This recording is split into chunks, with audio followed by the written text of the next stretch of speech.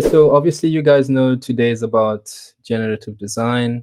And so I'm just going to go through the slides now. And yeah, let's go. All right. So what is generative design? So essentially what generative design is, it's a tool that generates multiple design options and multiple outcomes for a scenario with genetic algorithms. So these genetic algorithms, for instance, Autodesk has one called the NGS-A2, and Grasshopper, I know, has a few of them in generative design tools. But one of them is the SPEA algorithm. You know, some people compare it to, for instance, the GPT-3 algorithm. Obviously you guys know about ChatGPT, but they are fundamentally different. They're similar in some ways, but they're fundamentally different. They're different because GPT-3, the full meaning of GPT is generative pre-trained transformer. So GPT has been trained previously on a lot of data, and it works with natural language, processing natural language.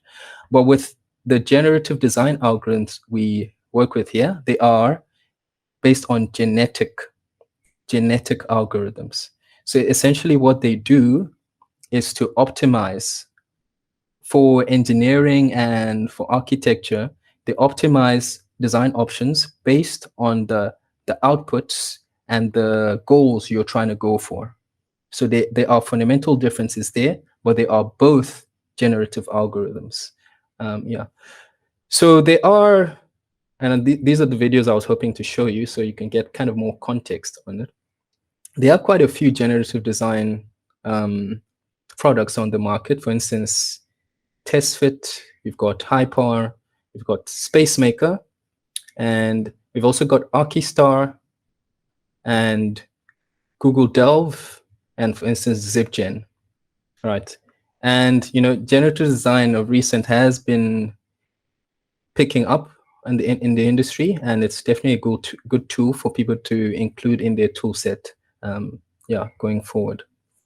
And to do generative design on Revit, you have to go through Dynamo. If you're trying to create some sort of a custom script for yourself, a generative design workflow for yourself, you do have to go through Dynamo.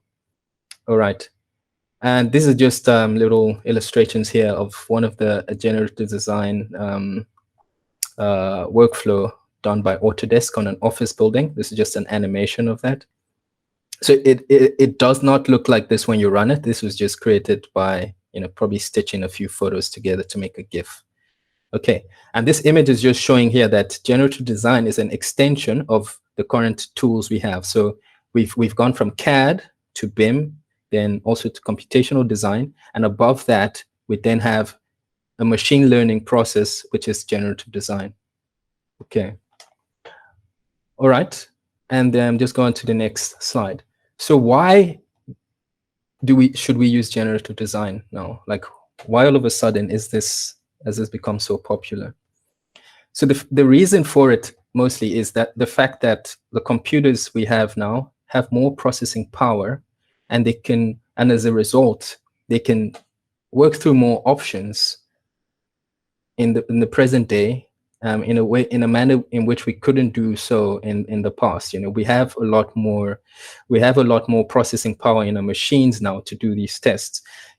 Probably decades ago, this would have been impossible to do. Generative design has been around in the industry for a long time. It's been used by the car industry. It's been used by the air industry, by the aeronautics. But now we can start to leverage these tools because we have more processing power, and the computers are stronger to handle this. And programming is becoming more commonplace in the AEC industry, in the architecture, engineering, and construction industry. And so to stay competitive, we do need to start using these tools. And projects are becoming more and more complex in the building industry. They are a lot more scenarios and a lot more problems to deal with. There are a lot. So we have a lot of complexity. Sometimes you have to deal with wind, you have to deal with sound, you have to deal with walkability, you have to deal with sun hours. All these things that architects have to think about concurrently. And for the human brain, it's pretty difficult to do so. So why not leverage the power of a computer and generative design to work through these things? And yes, to make faster, more informed decisions. And clients now need you to start proving what you're saying. So if you're saying this thing, the building you're creating is more efficient, can you prove it? Can you show that you've gone through all the options possible to create this design? How many options have you done to prove to me that this is the right option for this site? Before I cough up my 50 million rand, can you show me that, that you've gone through all the processes, through all the options possible? And it's just a good way of convincing someone of that you've done the due diligence and you're not just thumb sucking, right? So the challenges of generative design, especially if you're trying to create your own tool yourself, is that it does require strong understanding of geometry and math, right? You do need to be an analytical person, or you do need to learn how to be one to create all these kind of scripts. Because, for instance, I tell you, like, there's a script I made, I'm still working on, that is, I can't even explain the length of this thing, but it is massive, right? And I'm not even done with it. So it requires a lot of patience, and it requires good understanding of math and geometry. And it does take time. It is not a quick thing. It is an investment of time, and time is money. So it is investment of money as well to go through these things. Oh. All right. Now we will watch a few videos that should help you conceptualize generative design better. While those tools have made more and more things possible, they've also defined our aesthetic and limited our imaginations. Until now, if you couldn't draw it, you couldn't fully imagine it. But what if instead of drawing what you already know, you could tell the computer what you want to accomplish? For example, say I want to design a chair. Instead of drawing a chair and then playing with the form, I could instead tell the computer that I wanted a chair that can support this much weight, weigh this much, and cost this much, and produce something based on the material that I've chosen. The computer can then deliver to me thousands, if not millions of design options, all of which meet those criteria. And from those options, I can pick the one design that delivers on the most important criteria. And the one that I select might not even been one that I could have imagined on my own. That's the promise of generative design. But why is it important? It's an entirely new way of doing things, and the benefits are potentially staggering. Unprecedented reductions in costs, development time, material consumption. The sky's the limit.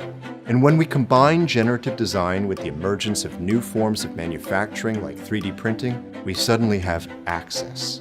Traditional manufacturing methods require you to make massive numbers of something just in order to be profitable.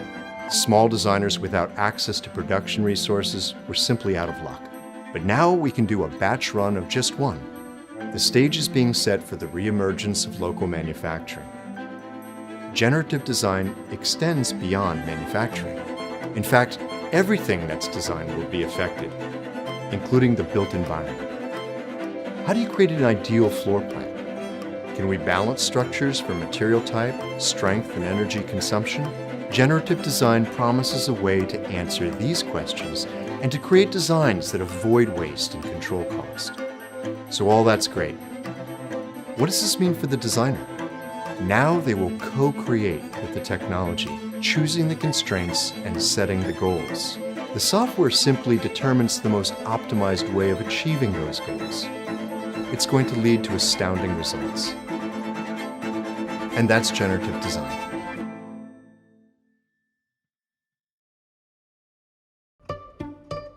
Developers, architects, and planners have to make complex, high-stakes decisions about how to design neighborhoods.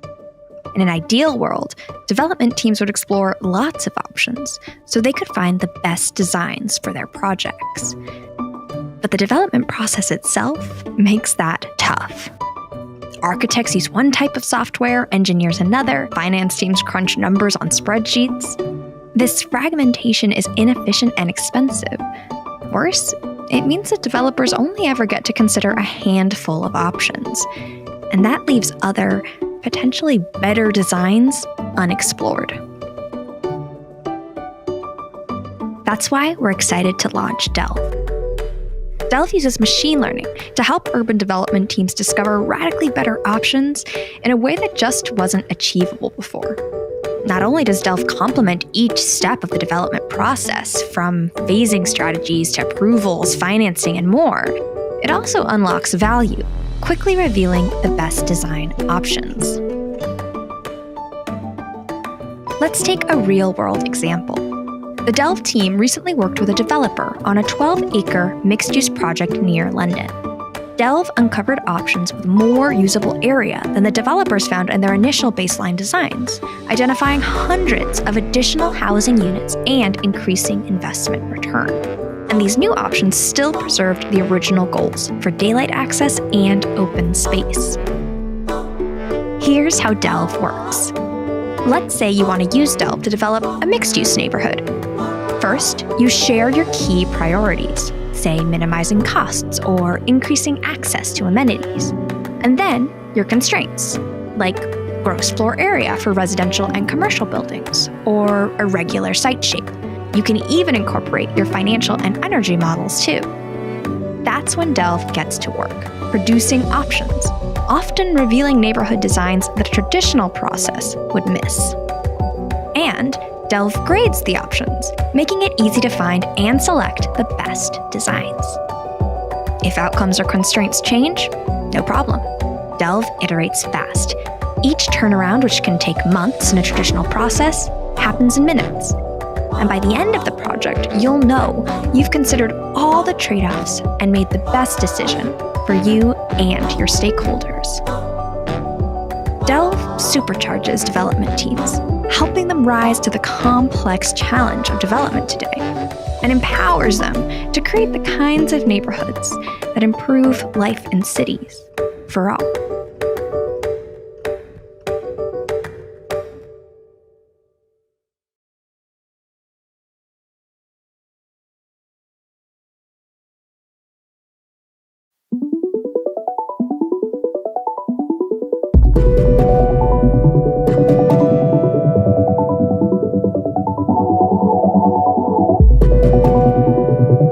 We have been looking for something that would really represent our company's DNA. It is the very classic bus, the Volkswagen, which stands for both the heritage of our company, of our company's values, bringing people together, providing individual mobility and freedom.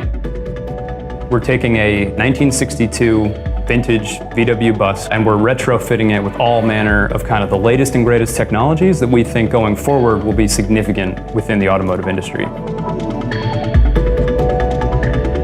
The main focus is the wheels, but it goes beyond that. We've explored other spaces inside the vehicle, steering wheels, seating, exterior mirror mounting, and so there's several areas inside the vehicle and others that we want to continue to explore in 2019.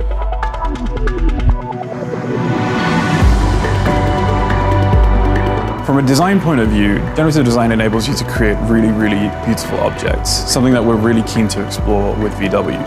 On top of that, nature is the best designer, and we end up with parts that look a lot like biomimicry. So we know that we're able to produce something that's beautiful and is not going to compromise the performance either.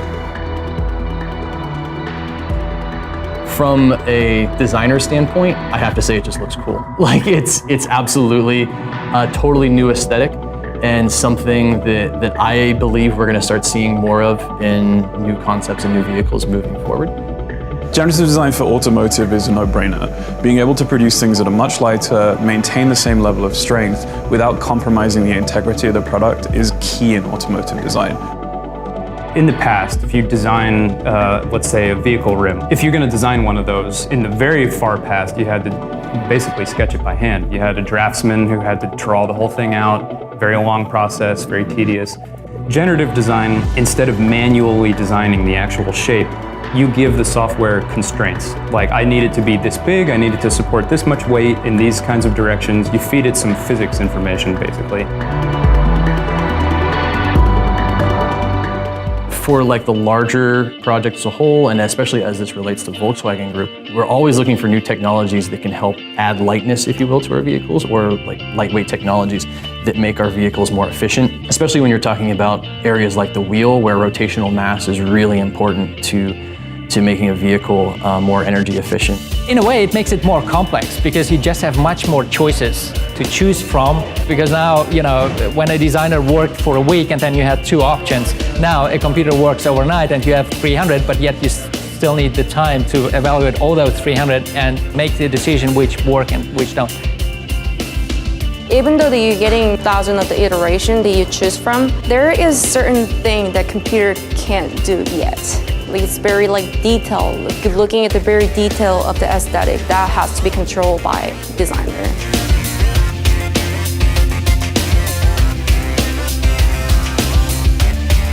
Being able to come up with a new workflow that's faster, where you can make better design decisions and smarter informed design decisions, that's really powerful. What I can feel today is that we probably even don't understand to the full extent the potential of generative design. This is something we will have to figure out within the next years, where human engineering combined with artificial intelligence can provide lighter, smarter products. And here is a huge potential that will, from my understanding, revolutionize not just the products that we're providing, but also the way we work. I'm hopeful that we can see it grow even more, and 10, 15 years from now, we could see entire frames being generatively designed. There's a tremendous opportunity there, how to optimize like A pillar and B pillar sections, and the frame surrounding the engine bay, like what can we do there? We hope it inspires the community, everyone that comes to see it at the unveiling. But again, also for our partners in Germany, we hope that it inspires like new ways of thinking and whatnot around how we're going to be manufacturing vehicles in the coming years. If you speak to any designer or engineer, they'll tell you that producing stuff in the real world always takes longer than you think. One of the great things about using generative design here is we were able to go from ideas in our head to a fully manufactured vehicle in about 6 months, which is unprecedented and unheard of. Being able to do that while maintaining design and engineering is incredible, and it enables us to produce something that's really quite beautiful to look at. I think I'm going to be most proud of seeing the wheels in person. They look good enough to eat, quite literally. The main thing that I wanted to do was if I take this out on the street somewhere and some little kid sees it, he's like, who built that? I want to work there. And I really think that that's success for us, is if we inspire a new generation of people to come be automotive engineers and kind of work, in the same space that we do. I think that's pretty cool.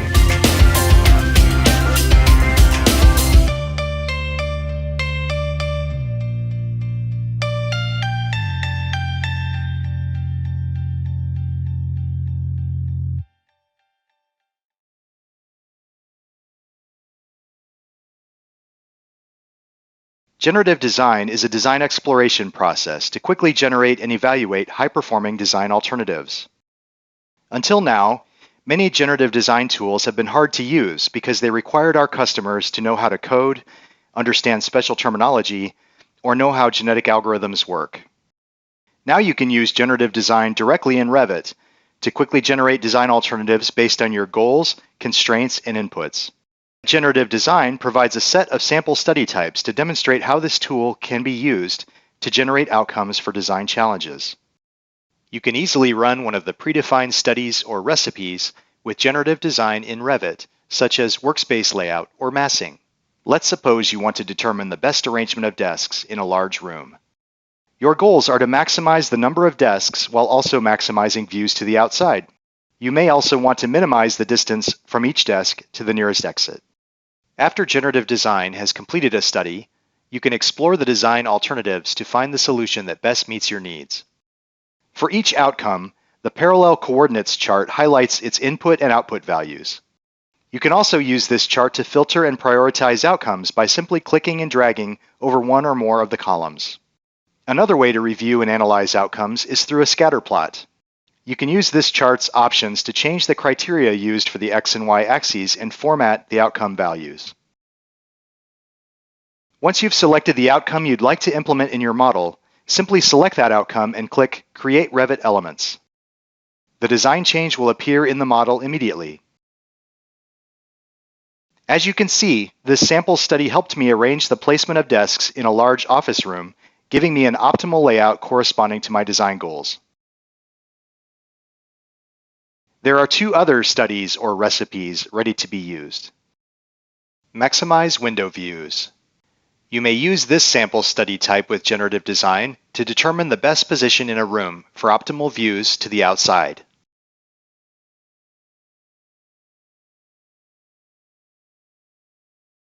Three-box massing. You may use this sample study to generate alternatives for 3 adjacent buildings as simple masses to maximize floor area while minimizing surface area. Start using generative design in Revit today to quickly evaluate design options and save time with automation.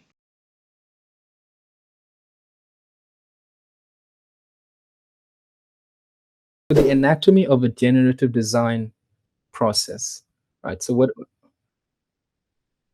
Okay, yeah, you can send questions in the Q&A. All right. So the anatomy of a generative design process. So what does it take? If you were not going to use Google Delve or the other third-party tools that are already made for you, and you wanted to actually make a generative design script or process yourself, what is the process of figuring this out? So you need to be very analytic about it. You know, you can't just jump head first, because like I mentioned, it does take time, and it's a time investment, and it's a cost. So what you have to do first, let's assume you want to automate the whole apartment design process, right? What do you have to do first? You have to define the problem. What is it that you're trying to achieve? Like, so you know what you're trying to do is make this generative design script that can, for any site, come up with an apartment design based on your existing data sets, you know. So, you know, you need to define the problem. So what are the design parameters of this process, right? What must the design satisfy? You know, so for an apartment block, for instance, you want to design a whole apartment unit, the design probably needs to satisfy a unit mix. You know, you probably want 50% 3-bedroom or something, you know. So you need to write those parameters down. What is it? What is the end goal, right? You need to understand what that end goal is before you jump in. What makes it a success or failure? And what aspects are you trying to maximize, and what aspects are you trying to minimize? So when you've defined a problem, you can then decide, you can then go to the next step in sketching out the problem in a very detailed steps. You need to write down how you're going to achieve this, right? What are the design constraints? What are the dependencies between the design elements, right? What is the key result that you want to get out of this? And all this I did pull out of a generative design website, which is what was created by Autodesk. So you can go on there. So the link will be there, is on there, and we will put it at the bottom of the video on YouTube. So you can also go read that, right? Then the third step is to define the inputs and the outputs, right? Right? Yeah, so let's just go on to the next. Then you also need to define the evaluation criteria. You know, what is the best, what are your evaluation rules to sort out the best design options? How are you going to, you know, when you run the study, right? How are you going to evaluate it? Is it a cost thing? Is it based on the unit mix? Is it based on the amount of parking bays you generate? You know, how are you going to evaluate what is good and what is bad? And then how do you want to use the results? You know, is it going to be for visuals? Are you going to get a spreadsheet out of it? Are you going to get a model out of it? you need to work out all these steps ahead, plan it ahead before you dive in, because like I mentioned, again, it's a big task. Okay, so Revit generative design. Okay, so this here is just showing you where you can find it. It is under the Manage tab on Revit. It's a yeah. So number one there is the Manage tab. Number two is when you want to create a study. So when you've made a generative design script and you want to run it, you can then go there to number two, create a study. And then number three is where you go to explore the outcomes. Okay. And so when you say create a study, this is what it looks like. So I've made a few, and some of them here are the default ones. So I just made this test one when I was first investigating. So this one was on testing the feasibility of a bench design. It's not very practical, but I was just trying to see how it worked. So yeah, so basically, when you want to add a new script, where do you go? So this just outlines that. When you want to open the current script folder location, and so on. And all these here show you the current scripts that you've got. Yeah. All right, I think this is pretty straightforward. And this here is the Explore Outcomes interface. So when you've run a generative design study, all the options start to reveal themselves here, as you can see here. So these are all the options. And on the right here, when you click on one of the options, it gets revealed in a larger 3D view, and you can then pan around it and look at it and investigate. And this here is it's called the parallel coordinates chart. It basically helps you filter through the options, right? And it helps you, because imagine you have 1 million options. You ran this generative design study overnight. You need to be able to easily filter through them and choose the one that's right for you, right? Okay, so we have a sample study here. So this is what we're going to try and do today. So it says a client has approached you to test the feasibility of a site in developing a single apartment building not exceeding 50,000 meter, that should be meter cube in volume, okay? The client requires that the building is within the height restriction of 90 meters stipulated in the municipal planning bylaw to prevent the need for departure application. The floor to ceiling height of the apartment is to be 3 meters, and the quality of the apartment's views should also be used in determining the feasibility of the site. So this is a generative design problem. You can use this for a generative design study. So if you've made a script that allows you to move the mass of the building all over the site and tests its views, and also works it out against the height restriction, and also keeps it within the volume that the client wants, right? So you already have some good parameters here to work on. So this is just obviously hypothetical. So we will, yeah, and this is what we're going to do. So this is a similar script to the one we'll be making today. And I just want to explain some key things here. So for me, I like to group my inputs together in gray. And number 2 here is called a generator. So anything that would be visible in the generative design study, right? So for instance, when we're doing a tower design, that tower will be visible in the generative design study. And it's going to help us decide if it's a good option or a bad option. So any visual cues that help you to study whatever has been produced by the study, that helps you make a decision, is called a generator, right? Sorry, it's called a generator, right? Anything that can help you study it, visually, that to make your decision is called a generator.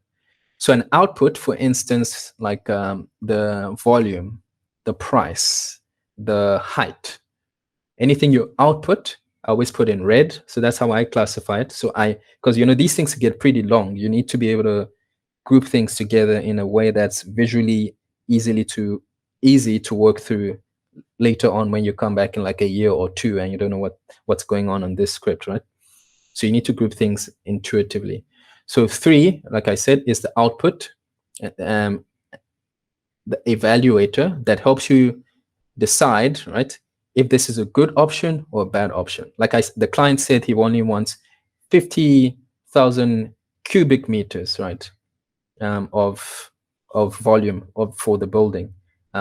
So that output could be that volume, and it will help you decide if that option is a good one or a bad one. And number 4 is the nodes in the graph that help me create the Revit elements. So that I also group together. So for instance, in this study, we're going to be pushing out a bunch of masses into the Revit environment.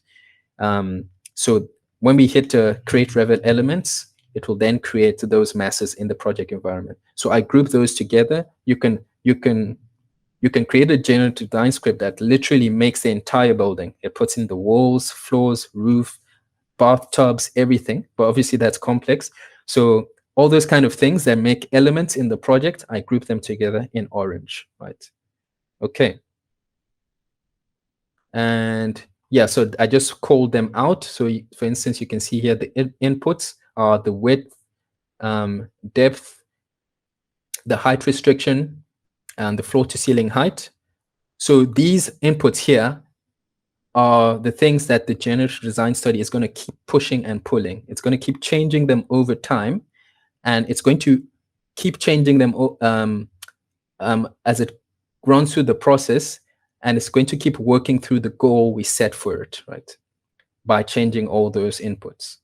And the generator, as I explained, is anything that is like a visual cue for you to make a decision. So for instance, this one is a solid, right?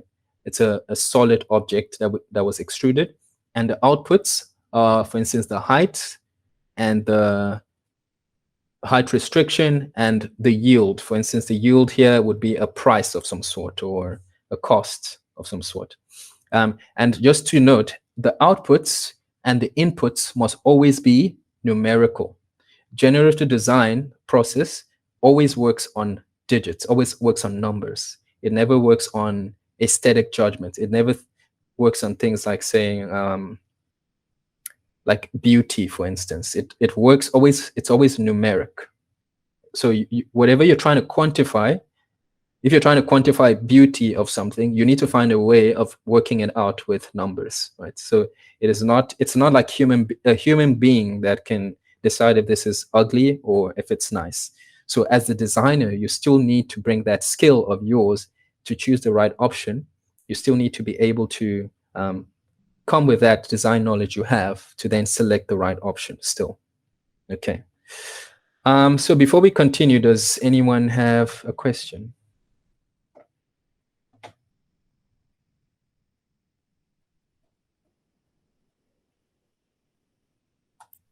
I think if anyone wanted to put a question, they can put it inside the chat box as well. I don't think there's been any so far, Bayo.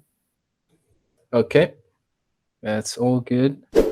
Okay, so I'm just going to show you here first what we're going to be creating. So this is our site. Okay, so we've got our theoretical site. This is it's surrounded by this context, which I've just made here with an in-place object, which I always tell people never to do. So yeah, no in-place modeling. Yeah, but this is just a theoretical site. It's got masses around it. So what we need to do is move some this twisting tower. So this is a Dynamo preview. We need to move this twisting tower along the site, making sure we stay within the height restriction stipulated by the municipal bylaw, and also making sure that it's positioned in a place that has the best views possible. Okay, so I've exported some previously. So if you look here, so I've done this one, just exported a few of the outputs. So I literally just click a button because I've made this generative design script. It spits out all these objects for me, right? So then I can, you can export as many as you want, right? So you can imagine you have you've coded an entire building, and you've put in the windows, even you've put in the doors, the floors. You can just run this thing. It will take some time to put everything in your model, but imagine you've successfully made that. That would drive some serious efficiencies in your office, and it will actually drive design quality in your office, because now people can spend more time, right, refining the design, right? Because now they don't have to figure out where the toilet should go, or where the they could probably refine it a lot better, but now they have more time to work on those kind of things.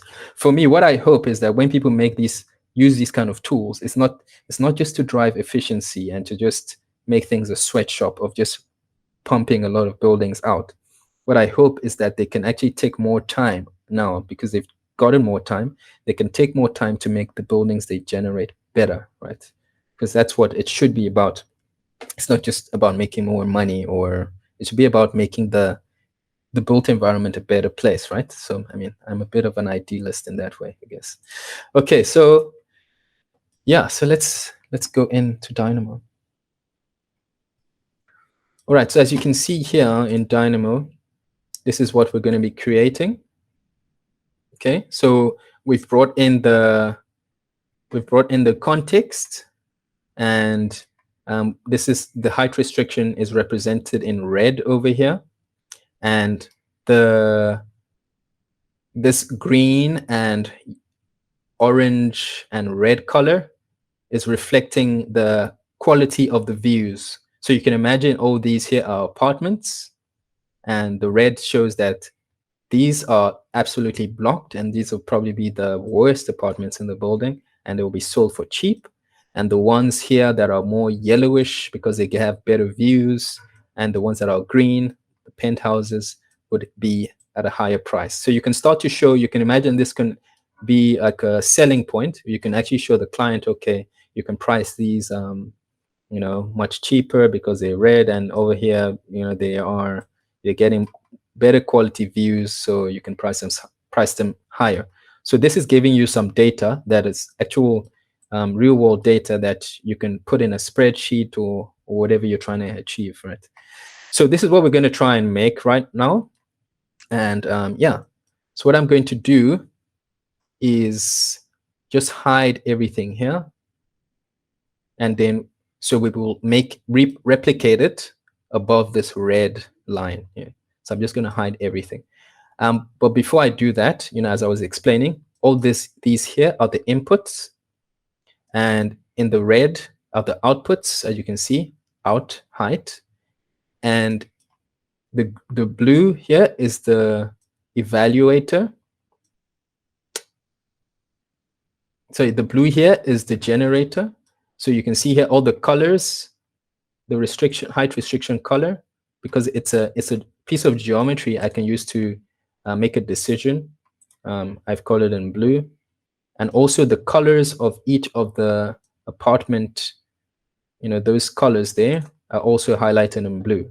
So this just helps me, go around my script and know where things are positioned.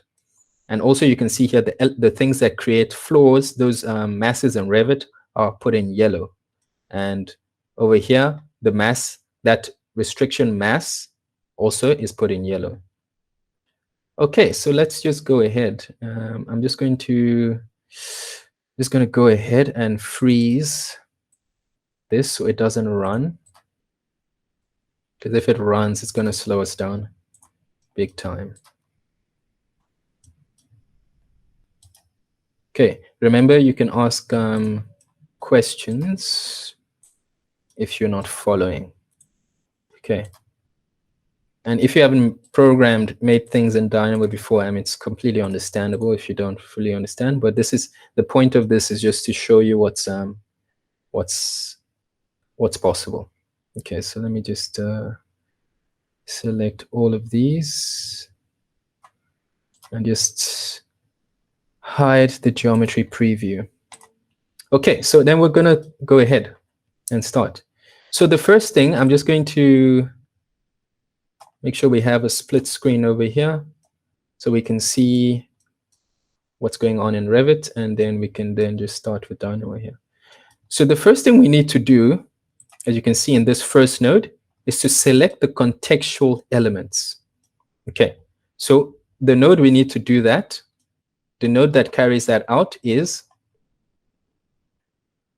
so I'm just going to look for here, select model. I'm going to try and go quicker so we don't stay too long, but select model element. Okay. So that's the node in Dynamo that lets us select this context. Okay, so when we add this node, we hit select over here and then select that element. Right, and you can see here, when you bring it in, the ID, everything in Revit works with IDs. Every single object in Revit has an element ID. So the ID of that thing shows up. And the ID of elements does change when, I think when you do restart Revit, it does change. So the ID is kind of, it changes depending on if you've moved something out of the document. And yeah, it's a whole, if you deal with Revit API, that is one of the things you have to deal with. So yeah, so when I then, as you can see, the list is currently empty because I've set this to manual run.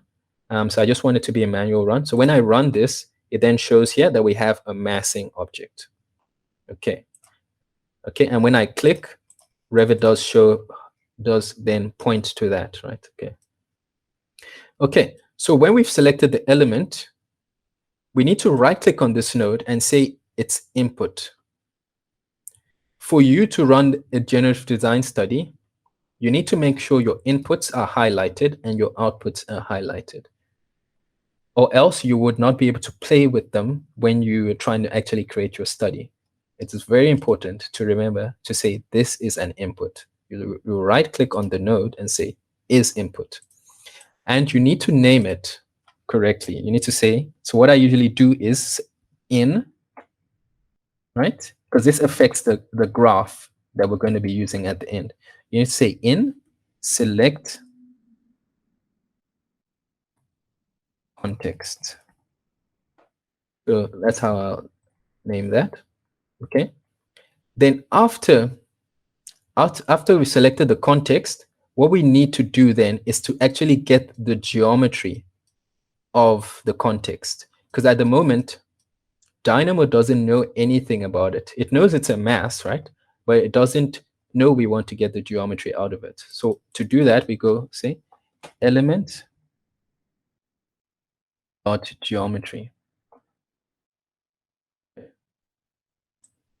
So you select that element, you plug that output here into this input, okay? And when I run it, the geometry comes in to Dynamo. Okay. Okay, and one thing I like to do, and because for me this at the moment is too flat, I would like to reveal. Okay, my thing is hanging a little bit now. Okay, I would like to reveal the edges of it because for me it's just better to. I like to read things like that. But first, to do that, I need to. If you notice here, it brings in everything as every extrusion here, even if it's one mass, right? It still brings them in with those divisions, right? So you need to combine all those into one solid first. So the node that allows us to do that is solid dot by union. That node over here. So we just need to plug that in over there. And when we run it, it makes it into one solid. As you can see here, it's no longer a list here. It's just one complete solid. Okay, so then to put those edges on, I need to find the node called topology.edges. Okay, and then I need to add the edge.curve geometry. So, sorry, the edge.curve geometry, click there. So this node gets the edges, right? but they're actually not geometry yet. So it knows they are edges, but to make them geometry, you need to plug those edges in here. Okay, so now we have a context with some edges, so we can really see what it looks like. Okay, so that is what I want in here.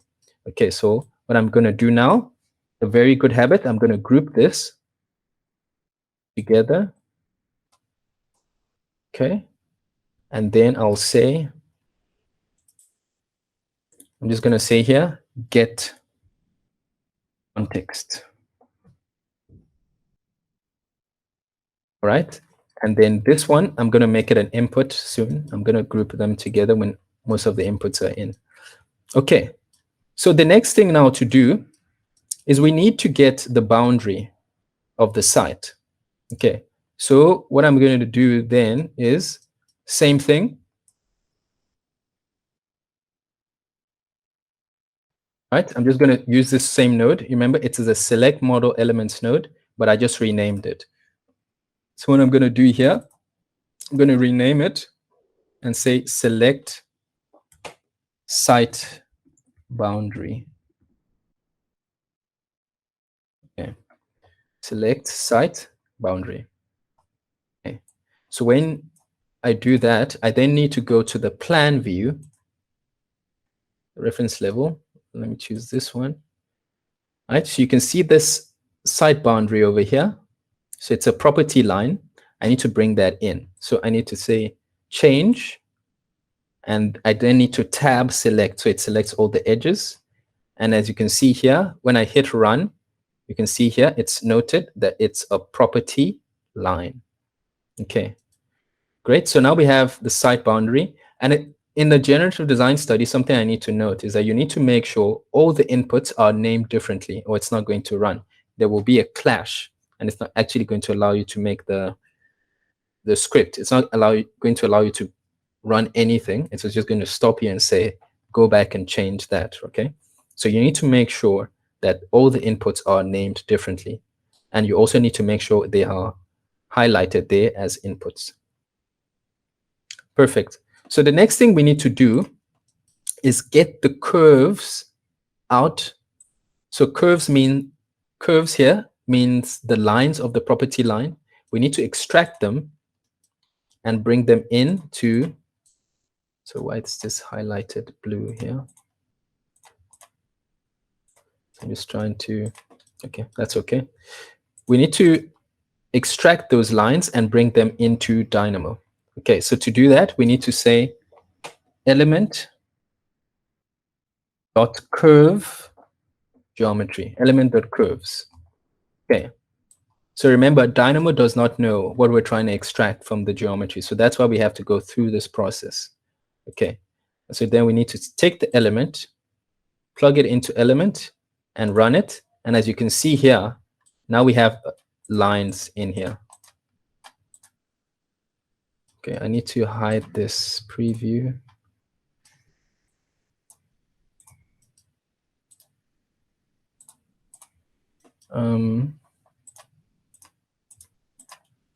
Okay, I'm just wondering why this thing is blue. Okay. Okay, there we go. Back to normal. All right. Cool. So now we've brought in that curve. Okay, so now let me just look at what the next step is over here. Okay, so after that, another key step I forgot to mention is whenever you bring geometry into Dynamo for a generative design process, you need to use this node called data.remember. Okay. So what data.remember does is, even if you run this generative design script in an environment called Dynamo Sandbox, it still remembers the inputs, even if you don't have you don't select anything when trying to run it. It still remembers the inputs you brought in. So the geometry you brought in, all these solids, it's going to store it in here, so you can still run it anyway, even if you don't select anything. So it just ensures that the generative design process still works, even if you haven't selected any inputs. So you need to make sure that whenever you bring in a Revit element, you let it remember it. Okay, so you need to plug that in like that. Okay, and it's just going to store all those things in here. Okay, so I'm just going to group that together like that. Okay, so as you can see here, when we bring in the, please let me know if I'm going too fast. Feel free to ask questions. When we bring in those lines into the Dynamo environment, they all come in as single lines like this. Okay, so what we need to do here is to join the polycurves together. We need to join these lines together into one continuous line, because what we need to do is to create a site boundary, like a setback of some sort. Okay, so what we need to do there is we look for a node called polycurve dot by joined curves. All right. Okay, so now when I run it, and I look in here, instead of having 4 lines, we have just 1 line over there. Perfect. So now let's not forget we need a data.remember. So when I'm just going to take this one, Control C, Control V, copy paste, and then take this and plug it in here. So it will always remember those lines we extracted from Revit. Okay, I'm just going to arrange these. I'll move them up. Okay, perfect. So now we've extracted those lines, and let me just look at what we need to do next. Okay, cool. So now we need to offset the curve, okay, inward. So we also need an input called width and depth, okay? So this will be the width and the depth of the tower we're trying to create. So I'm going to make a node, put an input node, and that will be a number slider. So let me just make this a little bigger. So number slider. So I'm just going to search here, number slider. Okay. So number slider here, and I'm going to make the minimum about, let's say we want the footprint to be a minimum of 5 meters. Now that's quite tiny. So let's make it 10. Okay, so this is in meters, by the way. So I'm just gonna, so minimum of 10 and a maximum of, let's say 50. So 50, okay? And the step is basically when you change the spacing, in what increments. So if I make this 5, you can see it will change in increments of 5. So I just need to enter here. So you can see now it changes in increments of 5. If I make the step 1, it will change in increments of 1. Okay, so for the generative design study, I do want it to be fine, right? I want it to test as many options as possible. So I'm just going to make sure that can change in increments of 1. Okay, so now I'm just going to change this, right click on this and make sure it's an input, and then double click here and make sure I change give it a name, input width / depth. Okay, and then I'm just going to accept that. Okay, and so now we need to offset this line, this polycurve, inward by half the width / depth of the tower we're trying to create. So the reason for that is so it does not clash with our context. So as it moves around the site, right, the surface on which it moves is offset inward. You'll get this when as we progress. So to offset that, what I need to find is an offset node, offset. Okay, that node over here.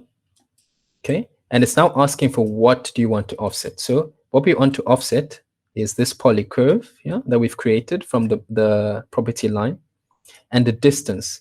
So here I'm going to include some design script. So I'm just going to double click with my right mouse button to get a code block, then I'm going to say minus width divided by 2. Okay, so now that's going to create a variable. Okay, a variable is basically an input, a value that can change based on what we assign to it. So as you can see here, I created width, and then that gets assigned here. So it means I can plug in this thing we have here, this width and depth we have here, into it. And when I hit run, it will give us -5, right? Because it's divided that width by 2. Okay. All right, then I'm going to plug this in here to distance. And when I hit run, it's going to offset that by that -5. So if I set this to automatic right now, and I run this, and I start to change this, you can see that is changing. So you can see it clear. As you can see here, that value starts to change. And you can also see the Revit preview that is changing as well. Okay, so now I'm just going to group these together, Control G, and I'm going to right click here and make it a gray one, backspace, and I'm then going to say inputs. Okay, so what we've done now is we've gotten the curves from the property line, and we've created an offset of it, which is half the width / depth of our of the building we're trying to create on the site.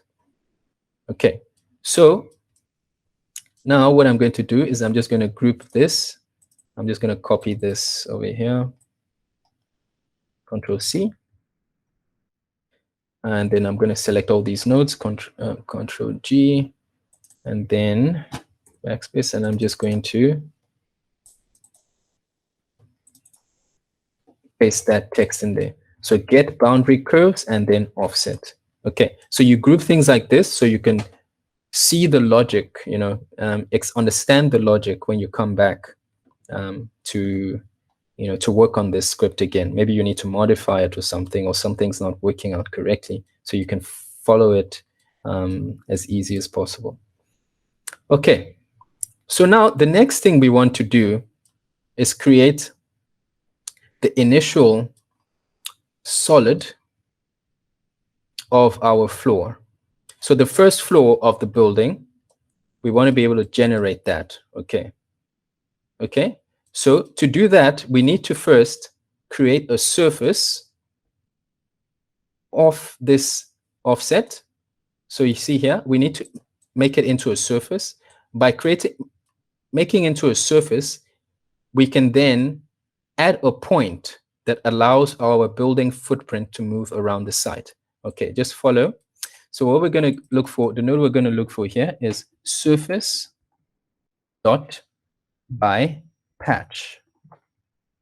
Okay, so what this does is it takes a polycurve, a closed curve, and then it covers it up with a surface. Okay, so I'm going to take that from here, and I'm going to plug that in here.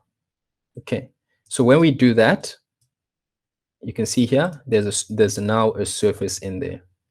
Okay, so if we change these inputs again, it's a fully parametric process, so you can see here that also changes. Okay, all right, so I'm just going to leave that there. And then now the next thing we need to do, we need 2 inputs actually. Okay, we need UVs. So I'm just going to create I'm going to take this, copy it, this slider, Control C, Control V.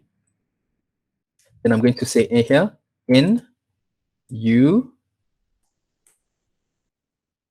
Okay, accept. I'm going to explain this now. And then I'm going to go in here and say 0 and 1. And the step I'm going to make very fine, 0.01. So now when I change this, it's going to grow in increments of 0.01. So to explain this, every surface and even every line, every curve computationally starts from 0 to 1, right? So So if you're trying to find the center of a line in Dynamo, what you have to do is say 0.5, because that will be the center. No matter how curved it is, no matter how straight it is, if you type in 0.5, it will give you the center of that curve. So the same thing goes for a surface, but a surface has two. It has a U and it has a V. So essentially they're called UV coordinates. So if I say 0.5 here and 0.5 on the U and 0.5 on the V, it will give me the center of the surface. So this just helps us, is what's going to help us move a point around that surface so our building footprint, our tower, can move around the site. All right, so I'm just going to copy this again. I'm going to right click here, so make sure it's an input, and I'm going to copy this again, Control C, Control V. Okay, and I'm going to double click in here and say V there, accept. And then now we have two, we have the U values and we have the V. So I'm just going to then group them in here. Okay, cool, perfect. So now to find that point I was talking about on our surface that we generated, remember this surface by patch, which we generated from the offset of our site boundary, we need to go say surface dot u dot point. Sorry, bad spelling. Surface dot point at parameter. Okay, so the surface is this surface we've created here. We plug that in here. Okay, and now as you can see here, it's already made a point. You see that dark point over there? It's turned blue now. So it's automatically going to create a point. So because the default value is 0 and 0, so it made a point at the corner of the surface. Okay, so now we need to just plug in those inputs we created. So the U and the V, we take that from there and plug it in here, U, and we then take that the V value and we plug it in as well. So now if I change this, let me just zoom in so you can see what I'm talking about. If I start to change these UV values, the point starts to shift. Hope you can see that. So you see the point moving around on our surface. So that point would be the host point for the base rectangle of our tower. Okay, so now you can see it moving around like that. Okay, so the next thing now we need to do is place a rectangle on that point. Okay, so let me just see the process I used here. So I just follow everything precisely. So the first thing we need to do is create a plane, then put a rectangle on that plane, and then we then extrude that rectangle. Okay, so let's just follow the process. So to do that, we say plane dot by origin normal. Okay, so what it's asking for here, it's asking for a point. An origin means a point. So if you hover over the input, it says origin point of plane. So then we take that point and plug it in here into the origin.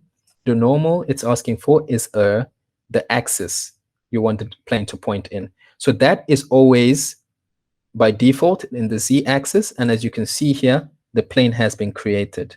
That little white box over there is the plane. Okay, so now we have our plane. Okay, so now what we can do then is create a rectangle by plane width length. Okay, you see here, it's asking for a plane, and then it's asking for the width, and it's asking for the length. So we're going to take that plane, plug it in here, and then we're going to take the width of our footprint,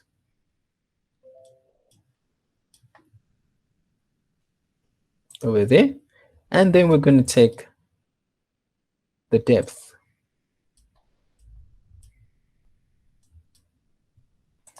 Okay, as you can see now, the rectangle has been created, and if we take this, if we move these UVs again, as you can see, that rectangle shifts around as well.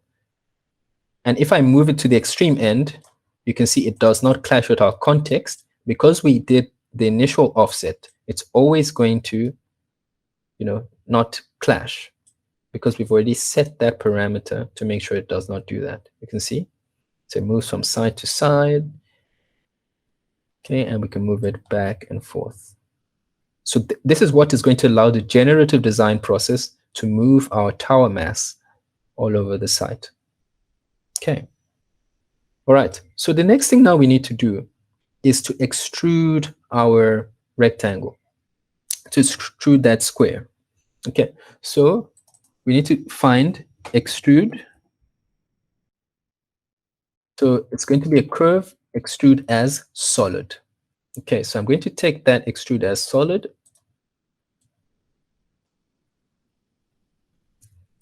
Okay, so let me just find the one I use precisely. Okay, I'm just going to take this one, direction distance. Okay, direction distance doesn't really matter.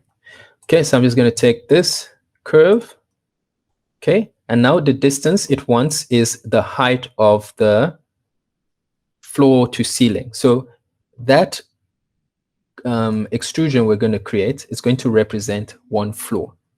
Okay, so I'm just going to find out what I call that. And so it's going to be in floor to ceiling height. So I'm just going to copy this here, Control C. I'm going to close here. Okay. And I'm just going to create a number slider. I'm just going to paste that in here, in floor to ceiling height, right click, make sure this is an input. And then I'm going to play with this over here. So I want a minimum of,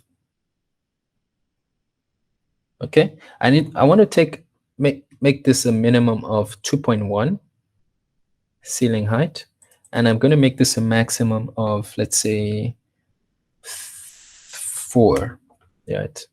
And I want the step to be 0.1. So this is a minimum of 2.1 ceiling height, maximum 4. So if you have really tall apartments, you can make that 4. So now as I change it, the increments, they will change the increments of 0.1. All right, cool. So then I'm going to, then now we can plug this value here into our distance.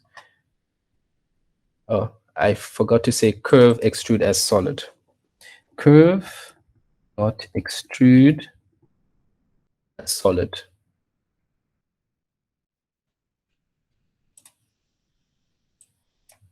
Sorry, okay, so as you can see, it didn't extrude correctly. It only extruded a surface, but what we want is a solid. Okay, so I then have to go swap this around, take this here, and then take this in there. So now what you see is it's become a solid object. Okay, that is what we're trying to get to. Okay, so now I can just go ahead and then group these together. And just zoom out here. Okay, I'm just going to go ahead and then group this together. I'm going to say generate initial floor solid. Okay. Cool. Select all of them. Control G. Backspace. And paste. Generate initial floor solid. Perfect. Okay, so now we can just find out what the next, so I'm just saving over here, what the next step is. Okay, so now we need to generate the color of the boundary. So this should actually be a blue color because it's obviously a generator, because we're going to see this in the generative design script.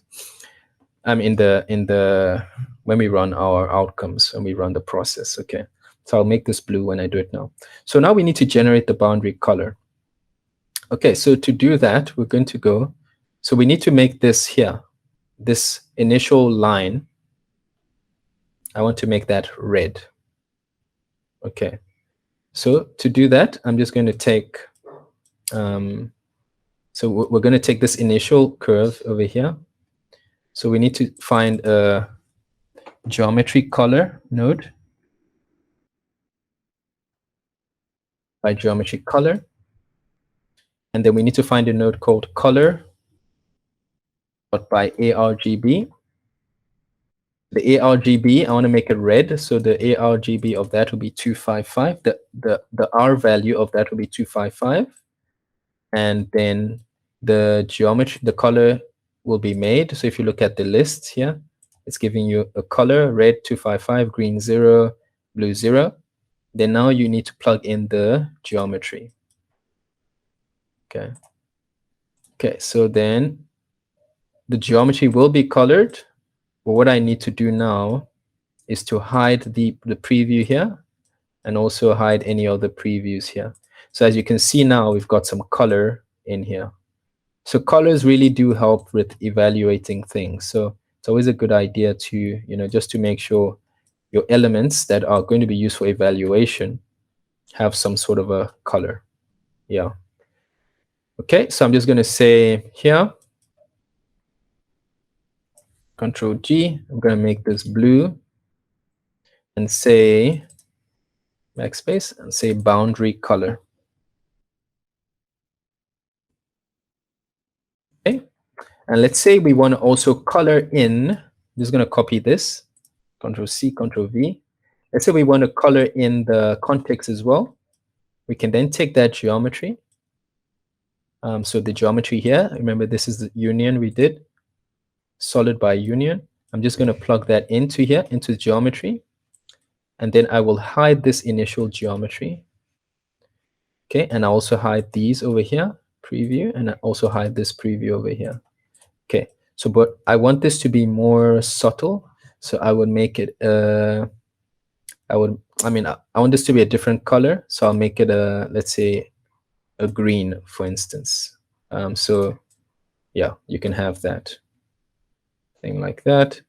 Let me just make sure that these initial curves, okay, they are hidden. Just make sure this is also hidden. So we can have our, you see here, a red line and also our green context. Okay, so now it's just better visually to study. Instead of having all gray, you can have some color in there. We should probably change that because obviously our building is going to be some green values, but this is fine for now. Okay, so cool. This is the context color. The context. Then now we've got our boundary color. Cool. So next step, let's find out what the next step is. Okay. Okay, now we need to generate the actual floors of this structure we're trying to create. So we need to translate, to move them up, to move the initial solid up, is to translate. That's what it's called in Dynamo. I think in Grasshopper it's just a normal move, but here it's called translate. So I'm just going to copy this code block, Control C, and I'll paste it. So I'm going to explain what this is. So this is a bit of some more complex parameters. So what we need to do now, this initial solid we've generated, which is there, as you can see, we need to say, find a node, geometry, dot translate. So by direction and distance. Welcome back. So geometry translate by direction and distance. So we need to take this initial solid geometry, take it here. The direction, we need to find a vector. So the direction, a vector represents the magnitude and direction of something. If you remember your physics lessons, vector z axis. Okay. So then I'll take that and plug it into the direction. And the distance will be this. Okay.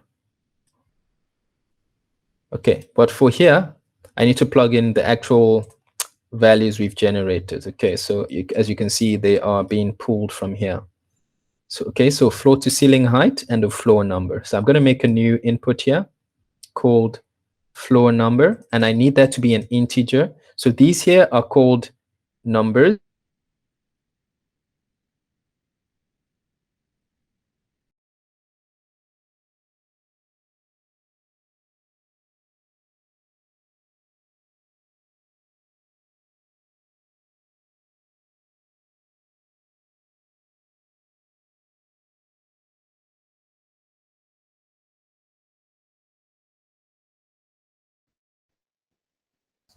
Hello guys, sorry you lost me there. Bayo?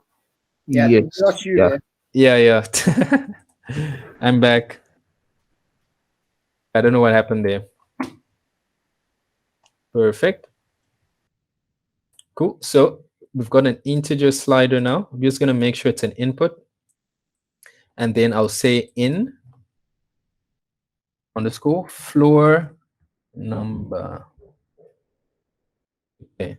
So that allows us to change the number of floors. Let's say the number of floors maximum, minimum would be 1, and the maximum will have 100 floors, and the step of 1. So that will allow us to then change from 1 floor all the way to 100. So I'll just set it for now as like a random number like that. And then we need to plug that value in here. I'll explain this now. And then we need to plug this floor to ceiling height here. And so it stops being gray. Okay. So, sorry, there's something I'm missing. Solid.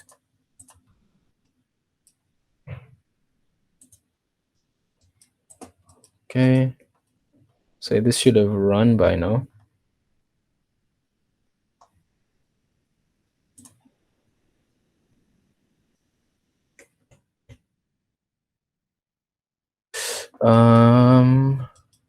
Seem to see what's going on over here. Okay, I'm just gonna add this node again. Geometry.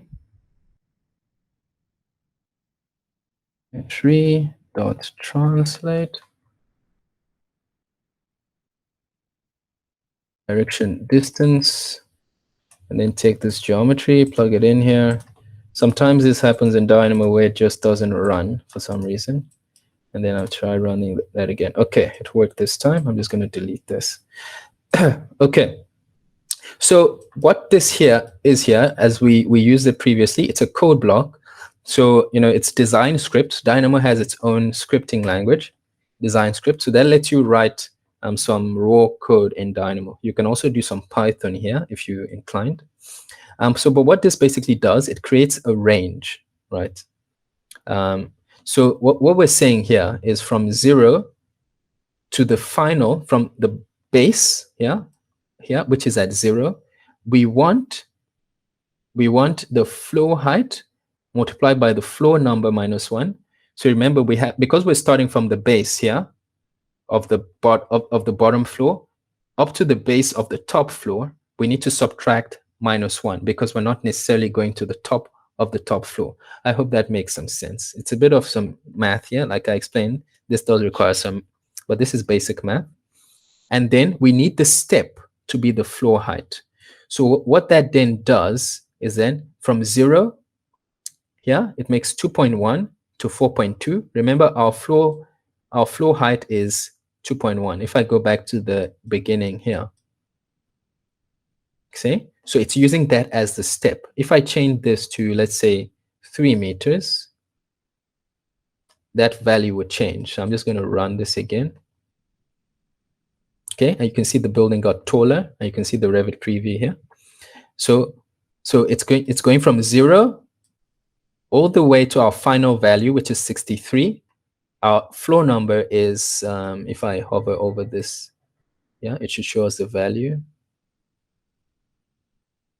Okay, a little slow there. The number of floors we've asked for is 22. So it's basically saying from that the floor height multiplied by the floor number minus 1, which is the final value.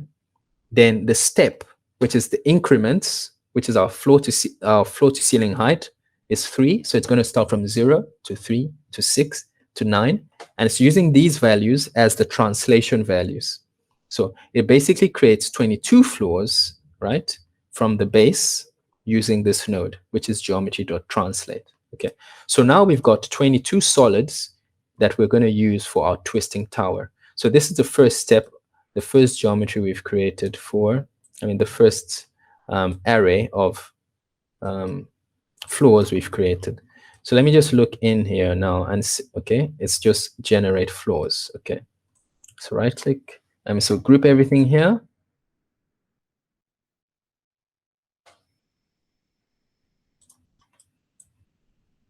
Okay, and say generate floors. Cool. So now the next step. Don't forget, you can ask questions. Let me just check the chat. Okay, no one has questions. Cool. So now the next thing we need to do is to find the, we need to rotate the floors. Okay. Okay, so I'm just going to copy this one again. Okay. And, okay, I'm going to paste that over here.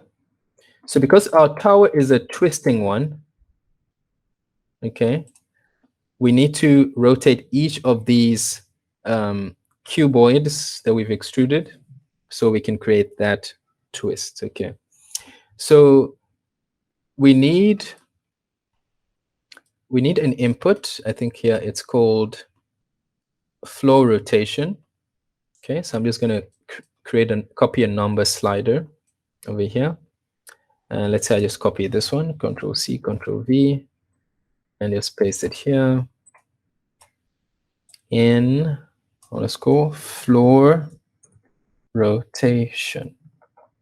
Okay, and then I'm just going to make this minimum of 0, maximum. Let's say we want the maximum rotation to be 360, and the step I can make 1. Okay, so now let's say I just put a random number here. I'm just going to group these together again. Just right click here and add to group. So now we have all our inputs together again. Perfect. So now we're going to take, let me just move this up a little bit. Cool. So now we're going to take that value and plug it in here. Okay. And it's asking for the number of floors again. So I'm going to take that input here, number of floors, and I'm going to add it in here as well. Oh, geez, lost it. That, and I'm going to plug that in here.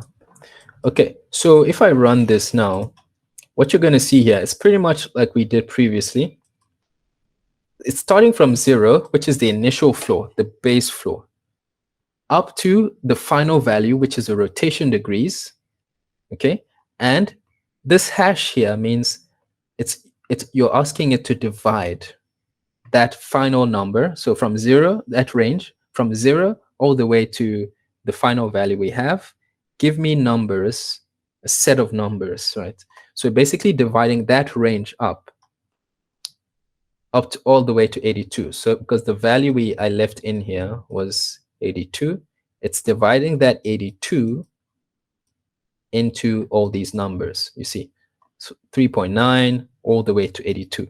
So each of the floors we have, those extrusions, is going to be rotated with these numbers.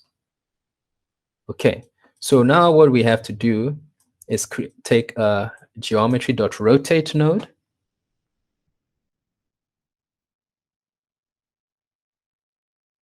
So we need to take this one, origin axis degrees.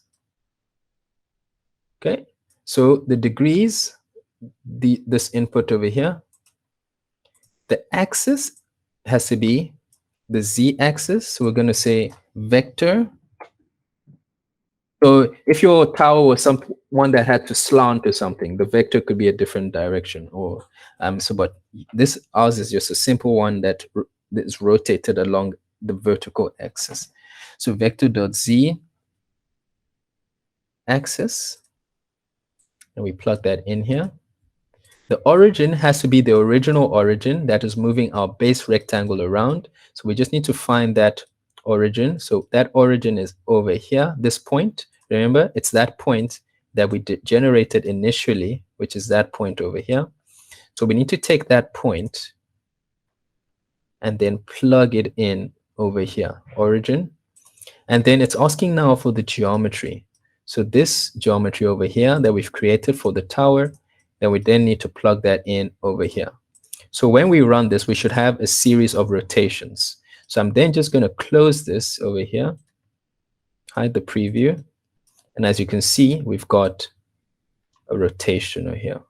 So now that has created our tower, the twist of our tower. So if I set this to an automatic run, and I go back to our inputs, it should start to twist itself automatically. So you can see there in the Revit preview that it twists. Okay, and if I added more floors, it should also work. Okay, and it's adding more. See, goes to 0 and then it twists again. Okay, so yeah, we're making some progress. That is working. So now I'm just going to say over here, rotate floors, but I also want to have a preview. So I want to have, like we did previously, I want to see the edges of these things. So I'm going to say topology edges, just for now, so we can read these things clearly. And then I'll say edge.curve geometry. Get the curves out of those edges. Okay, so then plug that in here. Okay, now as you can see, we've got the edges and you can clearly see what's going on with our tower. Perfect. Okay, so now I'm just going to group these together. Sorry, did something weird there.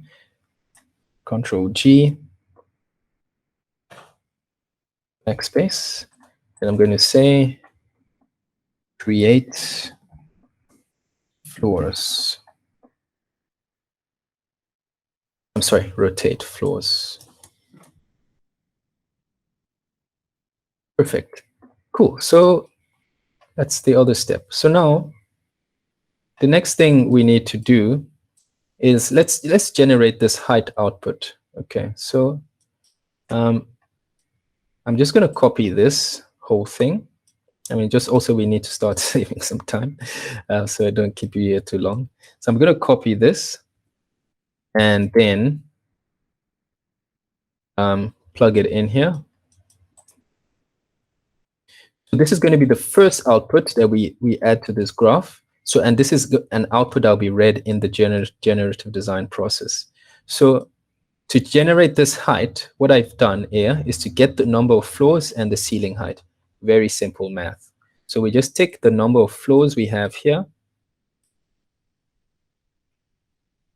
Okay.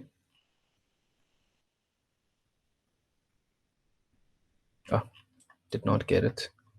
Okay, take that. Plug that in there. And then the floor to ceiling height.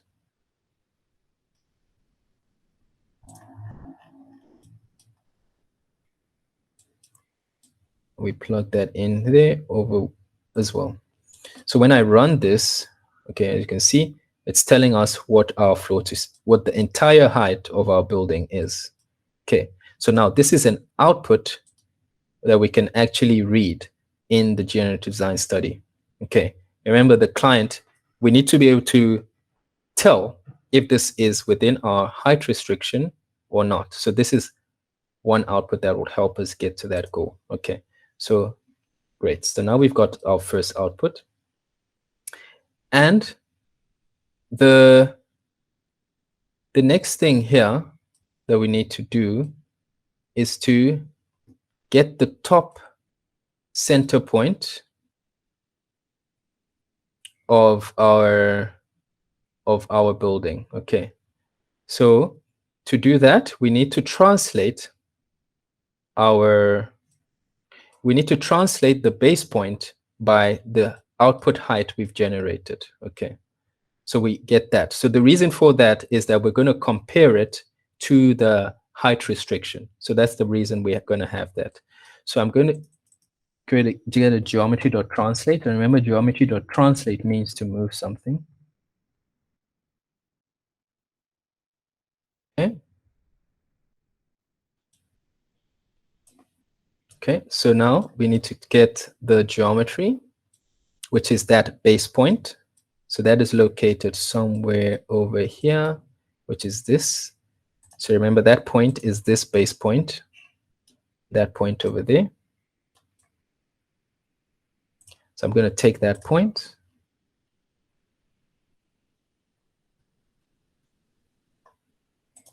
And I'll just plug in this z vector, this borrowed, and then the distance will be this height over here. So when I run this, you can see a point has appeared on top here. Okay, so now we have the top point of our tower. Perfect. Okay, so I'm just going to find get building top center point. Okay, I think I'm going to start copying whole blocks of this thing instead of doing it completely from scratch, so we can make up of time. So get building top center point. Perfect. So now we've got that center point. Okay, so now the next thing we need to do is to actually create the height restriction surface. So remember, in the beginning we had this whole red surface there, and so we need to show that now. So I'm just going to copy this, Control-C, Control-V, and then work through it. Okay. Let me know if this is more confusing, if you prefer me to go through each node, put each one individually, but if not, we can just do this. So to create the height restriction surface, we essentially need to translate the initial surface we created here. We need to translate this initial polycurve we've created here, the initial site boundary line. So that is that translate over here. So I'm going to take that initial polycurve. So that polycurve is here from what I remember. So you remember this one? Yeah. I'm going to take it there, plug it in, geometry. Okay. And we need to know the distance. So the distance is the height restriction. We do not have a height restriction input yet. So I'm going to copy this, Control-C, Control-V, then say in. Make sure it's an input, then say in, and call it height restriction.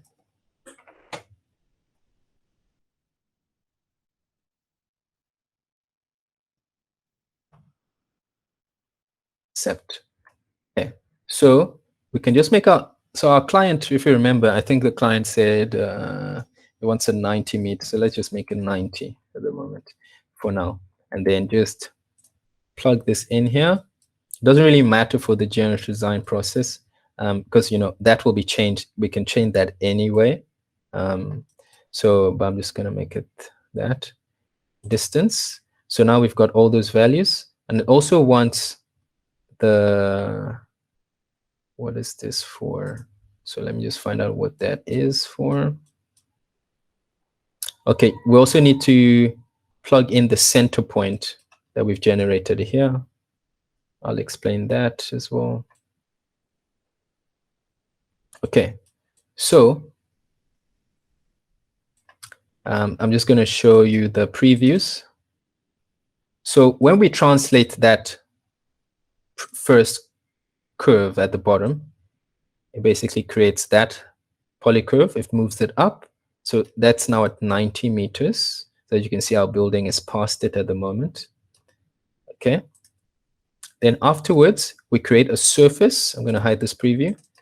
We create a surface from that line. You can see. Okay. And then now, what we then create, we create the center point of that surface. Let me just show this still. Okay. So we're going to compare, the reason for this is we're going to compare the height of this point, okay, to the height of that point. Okay. And then what it's asking here, so what we're now going to do is this point here, we're going to use it to create a plane, okay, by plane at origin number, by origin normal, okay, and then we're going to project the first point we have. You can't really see it now. Let me just move this down a little bit so it's not so high. So I'm just going to say floor number, let's say make it 15.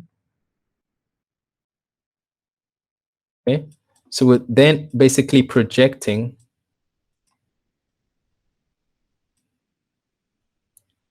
we're taking that initial point we have, the initial top point we have, and we're projecting it onto this plane.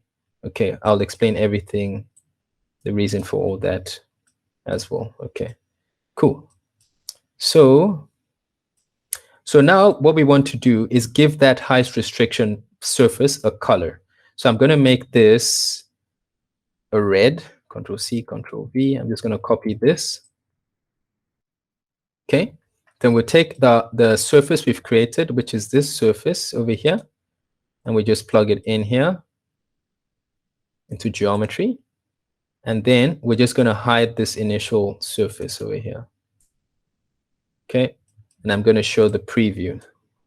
So remember, the evaluators are always, for me, always blue. So I'm going to show the preview. And because I gave it an alpha, it's transparent. So now we can see the height restriction surface. Okay, perfect. So I think I should make this boundary a blue instead of green. Okay, so I'm just going to plug this here instead. Okay, maybe a lighter blue, something.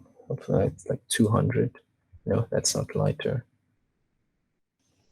50. Oh. What's a lighter blue value? Who knows? 255.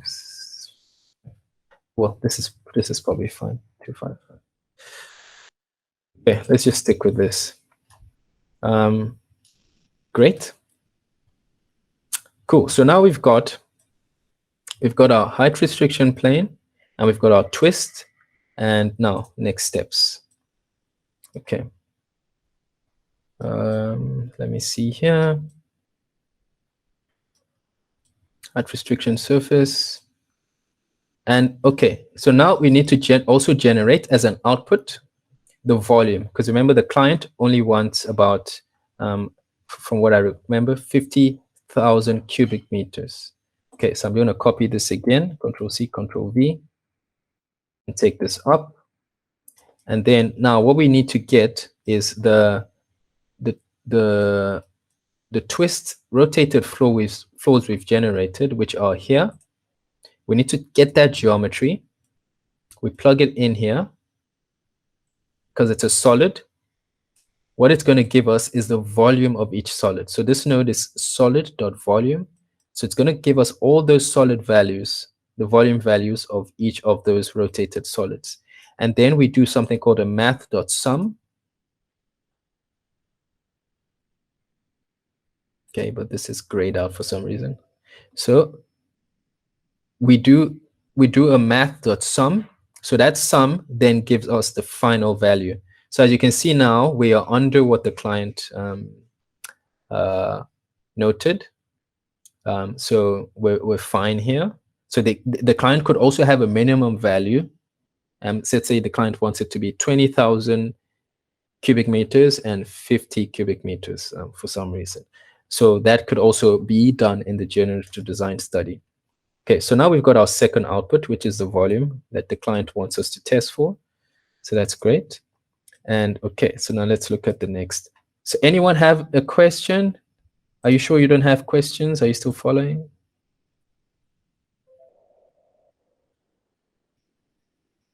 I think everyone's still good. I can't see anything yet from anyone. Oh, Wesley is here. Wesley, welcome. Okay. Cool. Okay, so we've got the volume. We've got the volume output. Perfect. So now let's look at what the next thing is to do. Okay, so yeah, so this is one other difficult part. Let's just get this over with, and I'll explain what this is about. Okay, Control C, Control V. And I'm also going to copy this as well. Control C, Control V. But this in there. Okay, so this here helps us confirm if our building is compliant. Okay, so the way it does that is that, let me just find out where this is coming from. So this is coming from our height restriction surface, at the point we've projected. Okay, and this one is coming from the top center point. Okay, I'm just going to get that as well. Cool. So what this is basically getting, right, if you look here, it's getting the Z components of each of those points, right? So the Z value of this point at the moment, right, which is the point on the height restriction surface, because we projected the top point of our building, you can see here, this top point, we've projected it on here, you see this black dot, okay? It's getting that Z value, and the Z, obviously, the height restriction is 90, which is what we set it to previously. And we've also got the Z height of our building at the moment. So our building's total height at the moment is 45. So that is telling us that that Z value is 45. So what we're doing here, okay, is we're checking if, this is an if statement, okay. We're checking if the restriction height is greater or equal to the building height. Okay. If the restriction height is greater or equal to the building height, it means we comply. So if it's greater and equal to, I want it to give me a 1. If the building height is greater than the restriction height, I want it to give me a 0. So if it is 1, I know that this building complies, you can see, because it's currently below our restriction, I know it complies. So that's why it gives me a 1. Okay. And if it's above, so I'm going to make it go above now, it's going to give me a 0. So in the generative design study, we can use that as a filtering factor. So we then know it's okay, this one does not comply. So now let's take a look. Let's see what happens if we move this, we change this. So that is, as I was explaining, it's an if statement generated with the design script code block, right? So what we can do here is then move this up. So let's say I want the floor numbered as back to, let's say, 36, something like that. So you can see now it's going above our height restriction, okay? So it's not compliant with our bylaw. So I'm going to go back in here and check that value. So you can see now it is 0 because it does not comply. Because the restriction height is now less than the building height, it is going to give me a 0. If the restriction height was actually greater or equal to the building height, it will give me a 1. Hope you understand that. So that is this value here So because it's now 0, we know it's non-compliant. So I also wrote here, 1 means compliant, 0 means non-compliant. And because I've pinned this text here to this output, it's going to show in the generative design study. Okay, that is one way to make sure people can understand. If you're passing this script on to someone else in your office, you can add these text notes to make sure. And that is added by saying Control W, yeah? So Control W, and you can just type whatever in there, and then you select it, you select your node, and you just right click and you say pin to node. But because I've already pinned something to this node, I can't do that. Okay. You can do the same for the inputs. You can go, let's say I want this to be, I say Control W, and I say here, select context. Okay, I can then click on the node and say pin to node. In the generative design study, that node will come up, right? So you can add a lot of descriptions to what these inputs are, so someone else can understand it easily. Okay, so better user experience. Cool. So yeah, so we are going along quite nicely. Yeah, so let's try and bash the rest out pretty quickly. Okay, so now we've got that height restriction output. So now let's see what else we need to do. Okay, so what we now need to do is to get the vertical faces of the floors. So remember the initial, what we need to do is we also need to judge the output based on the quality of the views that are generated. Okay, on each apartment. So to do that, we need to panelize each face of these masses. So what I'm then going to do is copy this again, Control C, Control V, and take it up.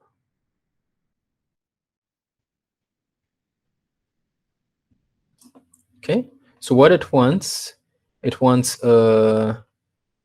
topology. So the topology that we want is the rotated floors. Okay, so the rotated floors that are, where are they? Over here. We need to plug them in to here. Where is that? So topology, remember before we did topology.edges, now we're doing topology.faces. So you're basically getting the faces, and then afterwards we need to extract the face geometry.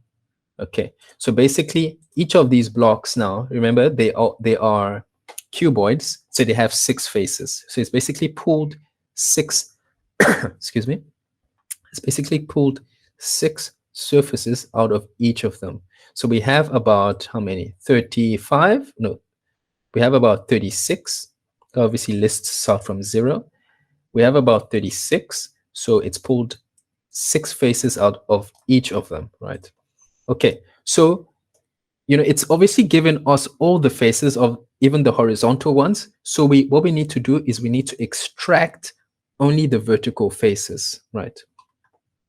So to do that, we need to do something called, so let me just hide the initial rotated, where is that? Over here. We just need to hide them here. Preview. Okay. So I'm just going to show you a preview of each of them. So as you can see here, it's extracted those faces. Okay. And then now, what we then need to do is surface to normal at parameter. So what that means is it's getting at a certain parameter at each face, like all the 6 faces, it's going to give us a direction. So what direction is each face pointing? So that is a normal. So it's going to give you like that. So if the surface is pointing vertically, it's going to give you a vector that's pointing outwards from that surface. So we're going to use that direction to filter out what is horizontal and what is vertical. Okay, so to do that is something called a dot product, right? So it's going to compare. So if something is perfectly horizontal, right? I mean, if something is perfectly perpendicular to this z-axis, right, it's going to be 0. So as you can see here, we have 4 zeros because we have 4 vertical faces, right? So anything that is horizontal will have 1 or -1. So this one is obviously the one pointing down, and this one will be the one pointing up. So we can then use these zeros to pull through a process called a Boolean mask. We can then use that to pull the surfaces that are vertical and remove the ones that are horizontal. So what this here is doing, it's asking, is the dot product equal to 0? If the dot product is equal to 0, we will get true. If it's not, we will get false. Then we can then use this thing called a filter by Boolean mask, this node here called a filter by Boolean mask, to sort the ones that are true and from the ones that are false. So what that creates, it then takes the ones that are true would be obviously be the ones that are vertical. It's going to sort them into a list, and the ones that are false, it's going to sort them into another list that is at the bottom. Okay, so we have the 2 that are horizontal in one list, the ones that are vertical in another list on the top. So that's the in list and the out list. Okay. Yeah, hope that's clear enough. Okay, so now we can then go ahead and panelize each of those faces to start creating our sight lines. Okay. All right, so let me go here. So now we've gotten the faces, and then now we need to panelize. So I'm going to copy this again, Control C, Control V. Okay, then we're going to take the in list. So all these surfaces here, as you can see here, it's pulling it, yeah, from the in list. So the in is obviously, as I mentioned, the ones that we want, which are the verticals. So we're going to take that and pull it in here. Okay, and it should have generated quads for us. So we need to just reveal them. So I'm just going to hide this preview here. Okay, and then I'm going to show the preview of this.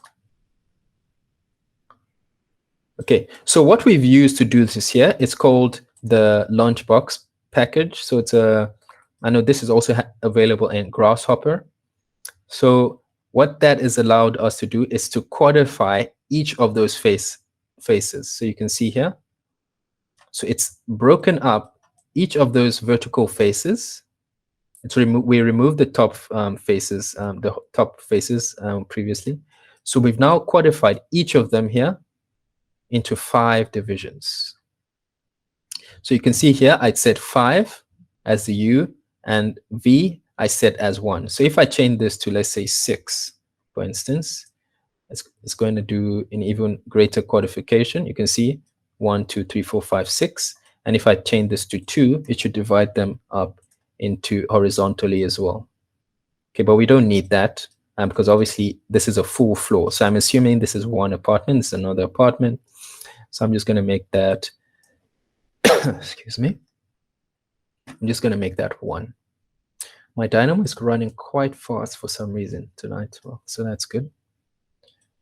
Okay. Oh, geez, my mom just joined. Okay, so that is codification. So we've panelized each of them.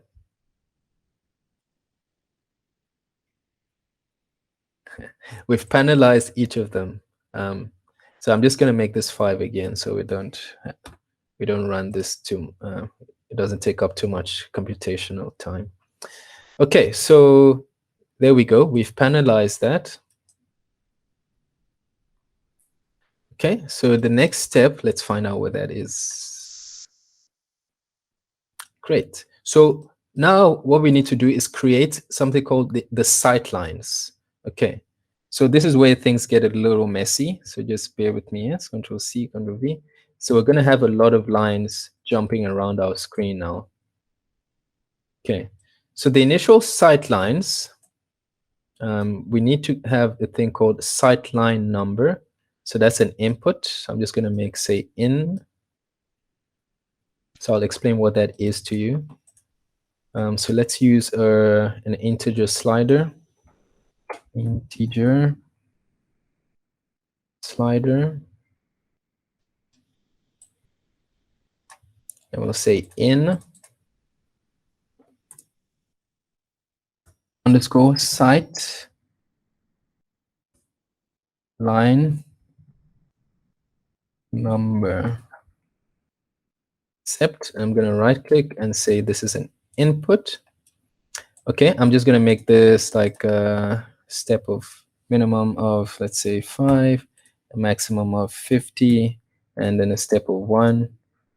And let's just make that like, oh, sorry, step of 1. Let's make that like 30 or something, or 29. No, doesn't really matter. Okay, I'm just going to plug that value into this here. Okay, so let me explain what this does. Okay, so what this is going to do is, normally to run something like this, you would use isovists. I don't know if you guys know what isovists are. They basically help you check how far from a point, how much your sight is being obstructed. So if you project a series of lines from a point, it's basically checking how much the surrounding context clashes. So you normally use an isovis for that. But for this, I'm just going to, because they do, I think on Dynamo, it will take up some computational time. So we're just going to use lines for this. So what we're trying to do here, if I show you a preview, is create a sight lines. So these lines here, you can see that. We're going to then transform. We're going to use a process called transformation, and we will take these lines and move them to each of these apartment blocks, right? Transform them to each and every single one of them. And depending on how much they clash with the surrounding context, that is what is going to tell us what the total view quality we get on this tower is. Okay. So for higher level of detail, you can make the value much closer. So you see here, if I go back to our inputs in the beginning, and I change this value to about, let's say, 50 or something, you can see they become even more. So let's just keep it like, yeah, let's keep it here. Okay, so we've generated the initial sight lines. We now need to transform them onto our apartment blocks. Okay, so I can just talk you through each of this very briefly. Okay, so firstly, we needed to create a plane at the origin. Okay, at the plane, and then we needed to rotate. We need to rotate the initial vector, which is the x-axis vector, from 0 to 180 degrees. That you can see the sight lines start from 0. You can see in the Revit preview, and they rotate all to 180 degrees. So vector.rotate. And then we created a coordinate system. The reason for the coordinate system is to rotate, to move something from one point to another location, you need to create a coordinate system. It's a coordinate system that allows you to move that thing accurately to its new location. Okay, so that coordinate system is what we're going to use later. As you can see, it's not been plugged in anyway. We're going to use it later to locate those sight lines onto our divisions over there. Okay, so I'm just going to hide this preview. Okay, then afterwards we create a line by start point, direction, length. So using that vector, which as the direction, we have a start point, which is the origin point of Dynamo, and then we give it a length of 150. So I'm just going to make this smaller so you can understand because it's going to get crazy when I transform it to the final location. Okay, so now I'm going to copy this one that helps us transform the sight lines to each of the apartment blocks. Okay, we're almost at the end. Fantastic. Okay, so now what it wants is a coordinate system. So we're going to make a coordinate system at each of those apartment blocks.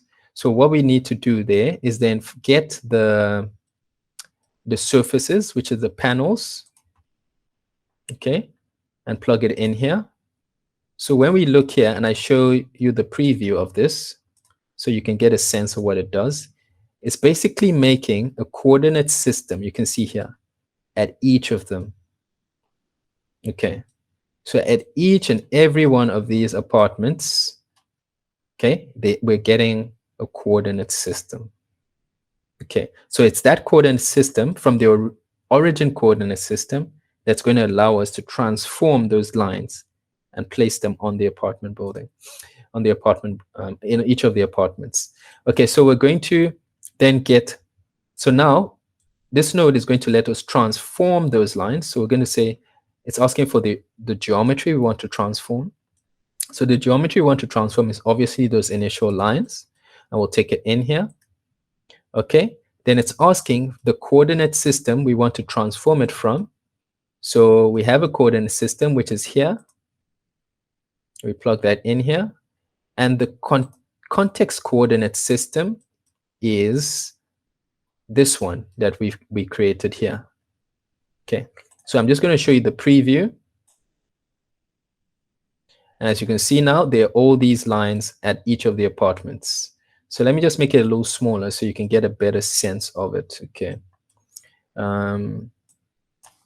Gerald, I'm sure we can probably use isovits when you run the next one. We could probably use isovits in Grasshopper because it's probably processes much faster. So you can see here, I've plugged in those sight lines to each of them. Okay. But now, you know, they're not intersecting with our context. We need to make sure they touch the context. So that's what's going to let us get the sight line, the amount of the accurate value of the quality of the views each apartment is getting. Okay, so I'm going to make this, let's say, about 150. Sorry, it's need to find that value.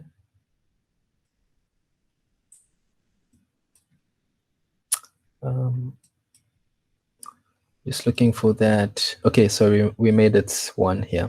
So I'm just going to make that 150, I think, which is what the original thing was. And everything is going to go crazy now. So you're not going to see what's going on. Okay. So now they are intersecting with our context. As you can see, you can't even see anything in Revit.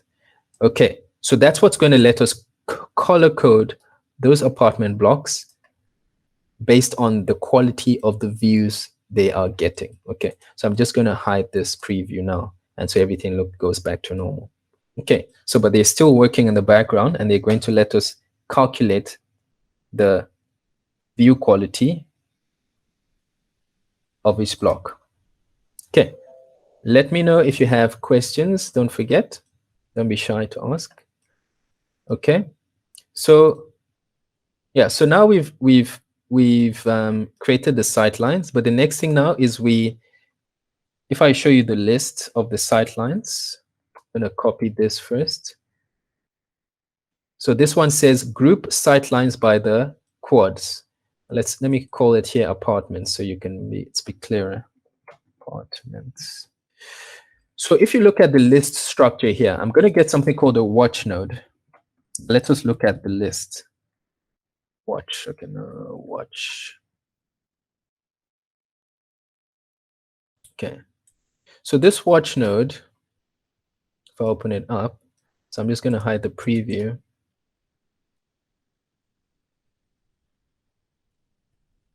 As you can see here, so this is a pretty big list. It's obviously got 23,000 elements in it.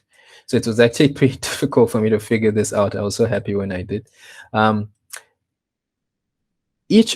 what we set up, each of the apartments should have about 32 lines, right? But if you look at the structure here, it's not ordered in the way we want. Okay, so we need to group these sight lines by the quads. Okay, so by each of these panels, we need to put those lines back, right? Because that's what's going to let us accurately report the quality of the views they're getting. Okay, so I worked out that to get that value, we need to multiply. We need to basically do a thing called chop. We need to break up the list. Firstly, we need to flatten the list. Everything here needs to be flattened into one complete list. Then we need to chop it based on the number of floors, the number of sides each floor has. So obviously each side is 4 sides, and the number of quads we've created. Okay, so the quad number is the value, is this value is here. So we need to take that and plug it in here. Okay, the number of sides is floor is going to be 4 all the time because it's just a square building. And then we're just going to take the number of floors, the input we had initially, yeah, and again, then we'll then plug that in finally here. Okay, then what that should do, okay, so we have to flatten the lists. Yeah, we have to flatten that list, this one.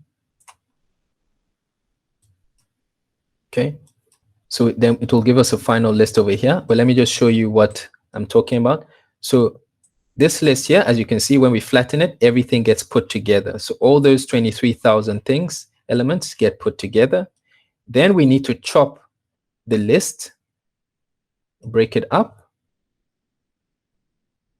by that value. Okay, so you see it's pretty long.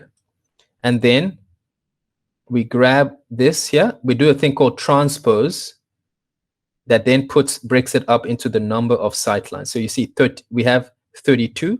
The initial value we had here, sight line number is 32. Okay, so now we know it's grouped by each of those apartments. Okay, just going to delete that watch node. Cool. So now we're almost very much close to the end. Okay, so now we need to take this one that actually colors in the apartments based on the quality of the views. So that's based on the amount of intersections they have with our context. Okay, so I'm going to copy this here, Control C, Control V. Again, take that up.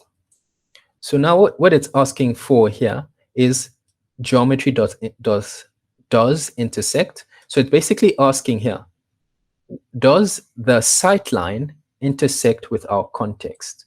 So if we look here, what this is asking for is this geometry here is the sight lines here. We're going to plug that in. And the other geometry we want to check if it intersects with is our context. So the initial union we did of the contextual elements. So this, we need to take it and plug it in. Okay, and other. Okay, so basically what this is going to give us is a list of true and falses. Okay, so it's running. It's taking some time to compute. Okay, then it's going to give us a list of true and falses. So you can see here, false, false, false. So it means that line does not intersect with the context, and we have true, true, true, true, true, true, true. Then false, false, false, true, true, true. So it's going to check it for each of those panels. Do they intersect with the context? Then based on the number of falses, we will work out a value that would then map a certain color from a range of green to red. That will tell us if that apartment is a quality apartment in terms of its views, and if it's green, we know it's the best quality. Okay, hope that makes some sense. So basically, we have a series of trues and falses. Then we're asking it from that list to count how many falses we have. So if you can see here, if we count here in the initial list, we have 5 falses. So it counts 5, and it counts all the way to, because we have 720 quads, 720 apartment panels, it counts all the way here. So you can see these ones are probably the ones way on top. So they have 28 falses. So they'll have the best quality views. Okay. So then we need to do something called a remap range. The reason we need to remap it is because this value, this node here that colors each panel needs a series of values from 0 to 1. Okay. It can't take any other kind of value. So when we remap the range, these numbers, it's going to take these numbers and map them from 0 to 1. So basically here we have 5. So that 5 becomes 0.1562 in the range of 0 to 1. Okay. So then the ones with the highest values become 0.875. So basically what that does, it picks a color from this red here to green. It takes a color from 0 to 1. And so basically that green one is going to be, it's going to pick a color that is 0.85. So you can think about it. The 0 is here and the 1 is here. So it's going to take a color around here for 0.85. So that we know is the quality apartment in terms of its views. Okay. So then after that, we can then basically, so let me see what it's asking for here. We need to get the panels. Okay, so we're just going to plug in those panels from, where are they?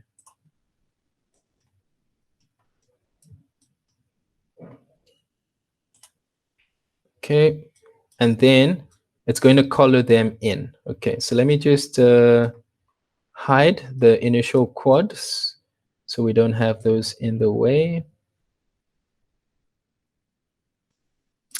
Sorry, where is that now? Is that over there? Preview, hide the preview.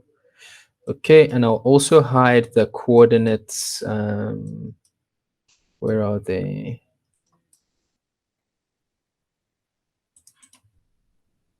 No, it's not that one. So it's the one on top. Oh, geez. Okay. Okay, that one. Okay, so when I reveal this, we should have some colors. So as you can see, the colors are revealed based on the quality of the views we're getting. So you can see the ones that are red at the bottom have bad views, and the ones that are quality apartments have good views. So let's play around and just move this building around the site. So it might take some time to compute, but yeah, let's just see. Okay, so if I move this, let's say I move this by the U's and the V's. Let's say I took this all the way to 0.8. So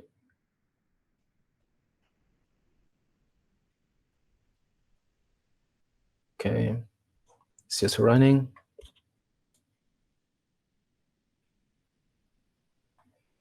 Okay, so I move that to 0.8. So it's going to keep testing at each point. Is the view quality better or is it bad? Let me just move it again to 0. Yeah, let me move this to 0.8 as well.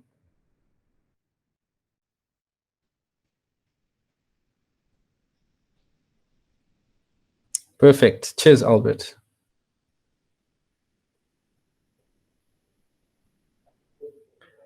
Okay, so it moves there as well. Everything is parametric. Because of that, we can use this script over and over. Let's say you have another rectangular site like this, you can still run the same generative design process. Okay, so the final thing we need to do now is in this script. I'm not going to run to this too much, but I can briefly talk about it. what we need to do now is then work out the total sum of the site values. So that's going to be another output. So I'm going to copy this, Control C, Control V. Okay. And what it wants is this number. So where is that number?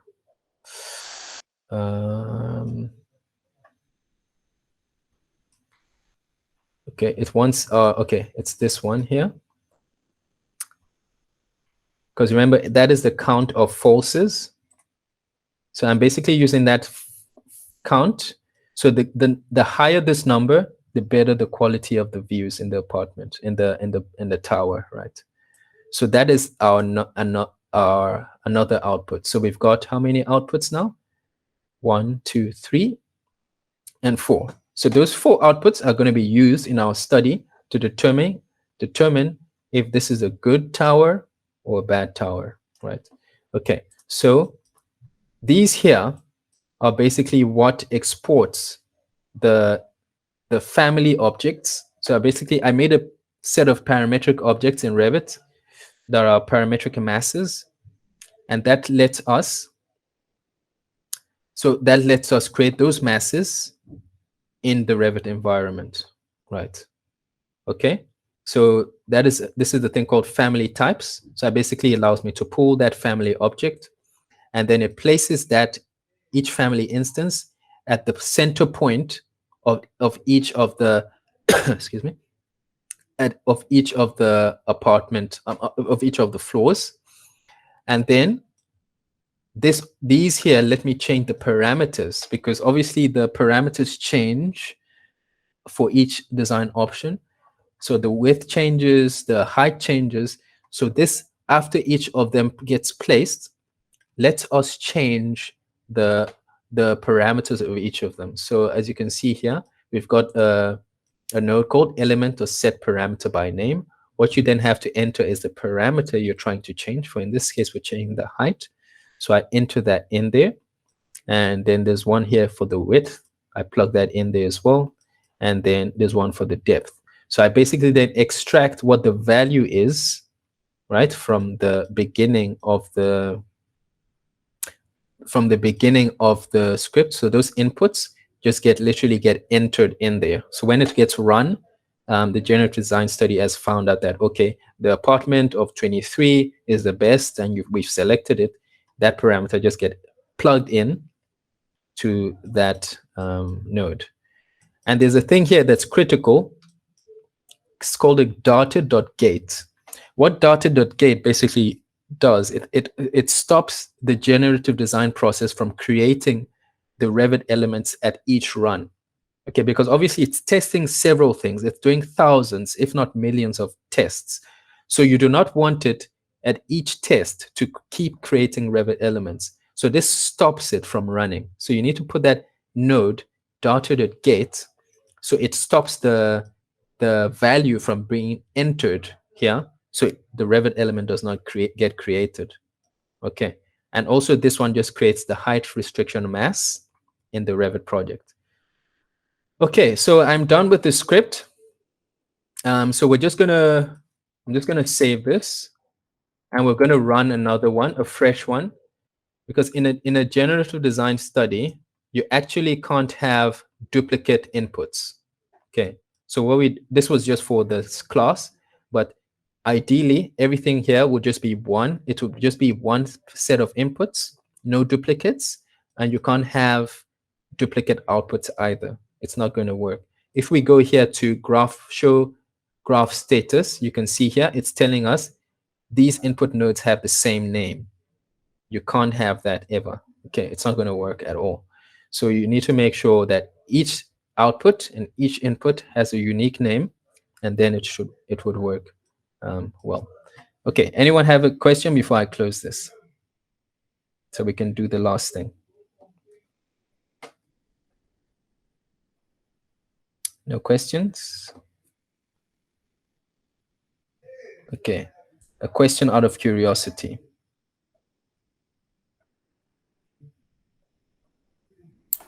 Bayo, I'm going to ask a question there. Okay, so Eunice has a question. Let me just read it out. Oh, great. Let's go for that instead. Okay, so this is more of a question out of curiosity. When doing generative design similar to this, is it always with the quad panels, or can you use any provided pattern, or is it just easier? Yeah, you can use any pattern. So this was just a simplified graph. I say simplified, but you can see how long it is already. But yeah, you can use any pattern you come up with. It can be any kind of pattern you create. A custom pattern you could make as well. It can be a diamond pattern. It could be a hexagonal pattern. Yeah, it doesn't matter. You can feed it whatever you want. Okay. Okay. Hope that answers your. Okay. Akil? No, it's cool, man. You guys continue. Oh, you didn't have a question? No, I did have a question, but it's okay. You can continue. I'll ask you after. I don't want to break the flow that's going on. Okay, you're sure? Okay, because I'm going to close this now. Cool. Okay, cool. So because to run the generative design study, you can't actually have Dynamo. I think you can't have Dynamo open as well. But I might be wrong about that. But I'm just going to close. Run the study. Let's say we've made our script. Everything is working fine. We can then go here, create study. Just click on this over here. Then it's going to open a window that I showed initially in the presentation. And then what we have here is this graph that I've made for this presentation. So if it actually allows us to run it, because you can see here there's no error, it means it's going to work, right? If you've done it properly. So now if I click on it, it's going to open up and it's going to show me those inputs we've created previously in our generative design Dynamo graph.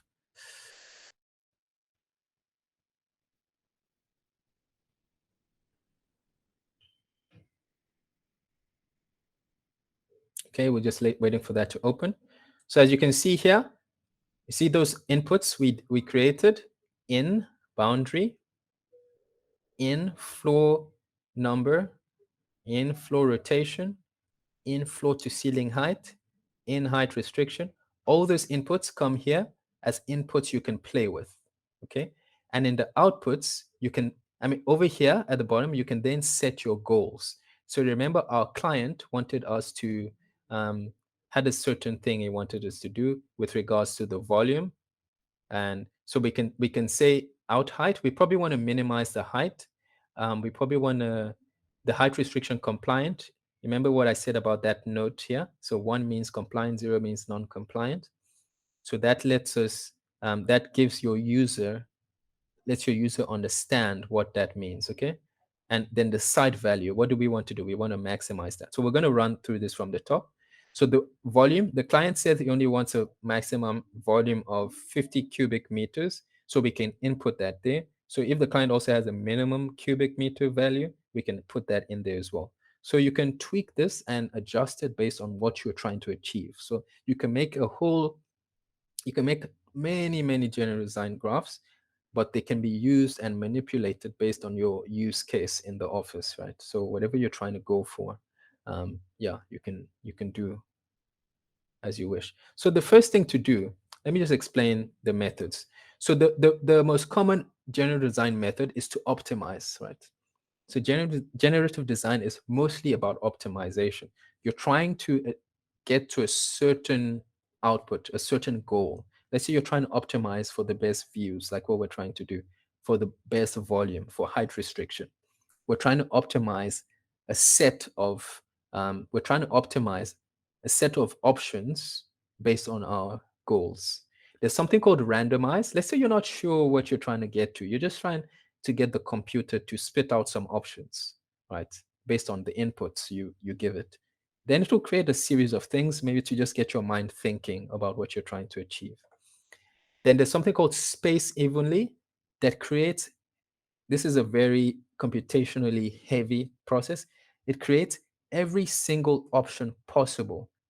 Every single option possible. Let's say you have a client that is hard to convince and you want them to see that you've tested every single thing possible. You can leave this thing running for maybe a day or, I don't know, overnight. and then it comes up with all the options, and then you can select it with the parallel coordinates chart, which I'll show you. And then like this, let's say you have an option you like, and you wanted to kind of create something similar to test every possible configuration of that particular configuration, you can then do like this. But for now, we're just going to do optimize, because that for me is what generative design is about. It's about finding the best possible option from a series of generative processes. Okay, so what we're going to do here, we're just going to name this. You can just name it. If you don't name it, it's going to use that gray text that you can see in there. So we're going to say, let me say building mass study, something like that. Okay, and it's the method we're going to use is optimize. And then now the volume, I'm sorry, the inputs.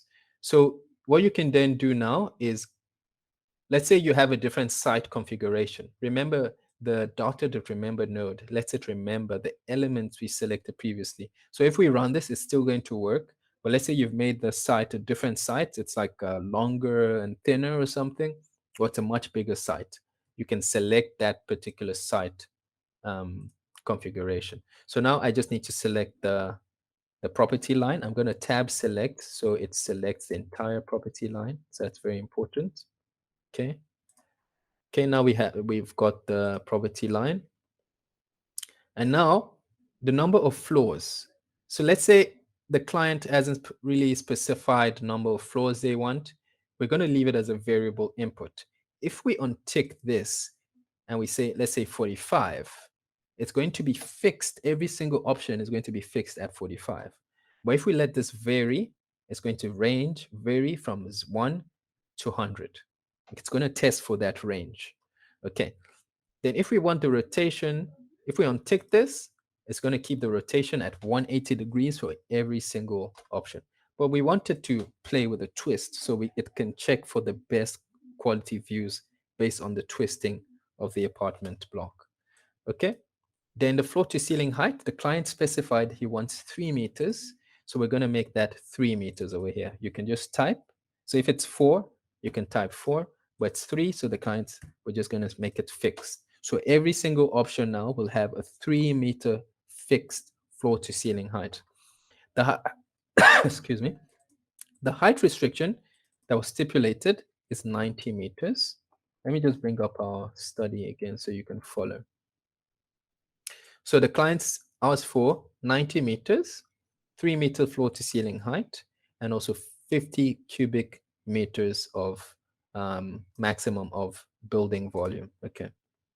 I don't know what client specifies that, but in theory, it's theoretical. So the height restriction is 90 meters, and this is what is going to let the building move around the site. So you do not want to fix that. You can fix it. So if you were going to run a like this study and you know that the location is 0.5 and 0. Whatever, you can fix that. But let's say you know that specific location and you wanted to test for that, you can fix it. But for this, we wanted to obviously move the building around our site, so we're not going to fix it. So the width and the depth, I want it to be variable, so it tests for several kinds of configuration there. So I will let that be variable. And then you can select your context. Just pick your context, and then it's selected. That's done. And now you can set the goals. Let me just close this up. So what are your goals? So the volume, what do we want to do? Do we want to maximize it or minimize it? We probably want to minimize it because the client says, I don't want more than that. So let's minimize it. So the height, what do we want to do? We want to minimize that height because obviously we do not want it to go past our restriction.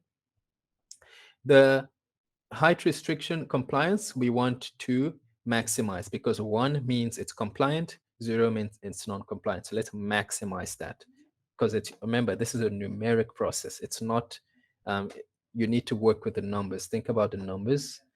So we want to maximize that 1 because 1 means compliant. The site value, we want to maximize that. So as you can see, there are competing goals. There's something here you want to maximize, and there are things here you want to minimize, right? So it's always a thing of there's always a compromise, right? Because that's what design is usually about. There's a compromise. There's some things you want to improve on. There's some things you really want, and there's some things you want to maximize, and there's some things you want to minimize. Then your constraints. So the client says the maximum volume should be 50,000. Okay, and let's say we want the minimum to be 10,000. Oh, sorry, is that 10,000? Yeah. Okay, so you can set the constraints there. The height didn't really ask for anything there, so we can leave that. These we can leave. So the side value we don't really know, so that we can just leave. So now the population size. So what population size talking about? So in the initial generation, we can think about the human race. Let's say the first set of people, the Bible says it's Adam and Eve, but let's not go there. So let's say the initial people who started the human race were 20 people, right? That is our population size. So that population, fixed number of population, is taking over. So here we have generations. It's taken over generations and improved on.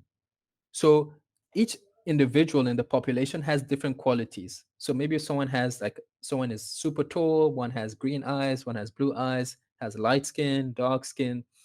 So they are taken, each of them, and improved on over 10 generations. Let's say if you have 40, right, and you have 20 generations, those 40 will be taking over 20 generative processes. Remember, this is a genetic process, right? So it's taking each one and optimizing them, making them better over and over and over till it gets to the final generation. The seed basically says what kind of configuration, it controls what kind of configuration that each of the population has. So if you change the seed, the starting point will be different. If you have a seed of 2 and a seed of 3, or up to whatever seed you want, the starting point will always be different. So let's say the generations you come up with at the end you're not really happy with and you want to run it again, you can then change the seed so the starting point will be different and you can run it again. Okay, does anyone have questions here?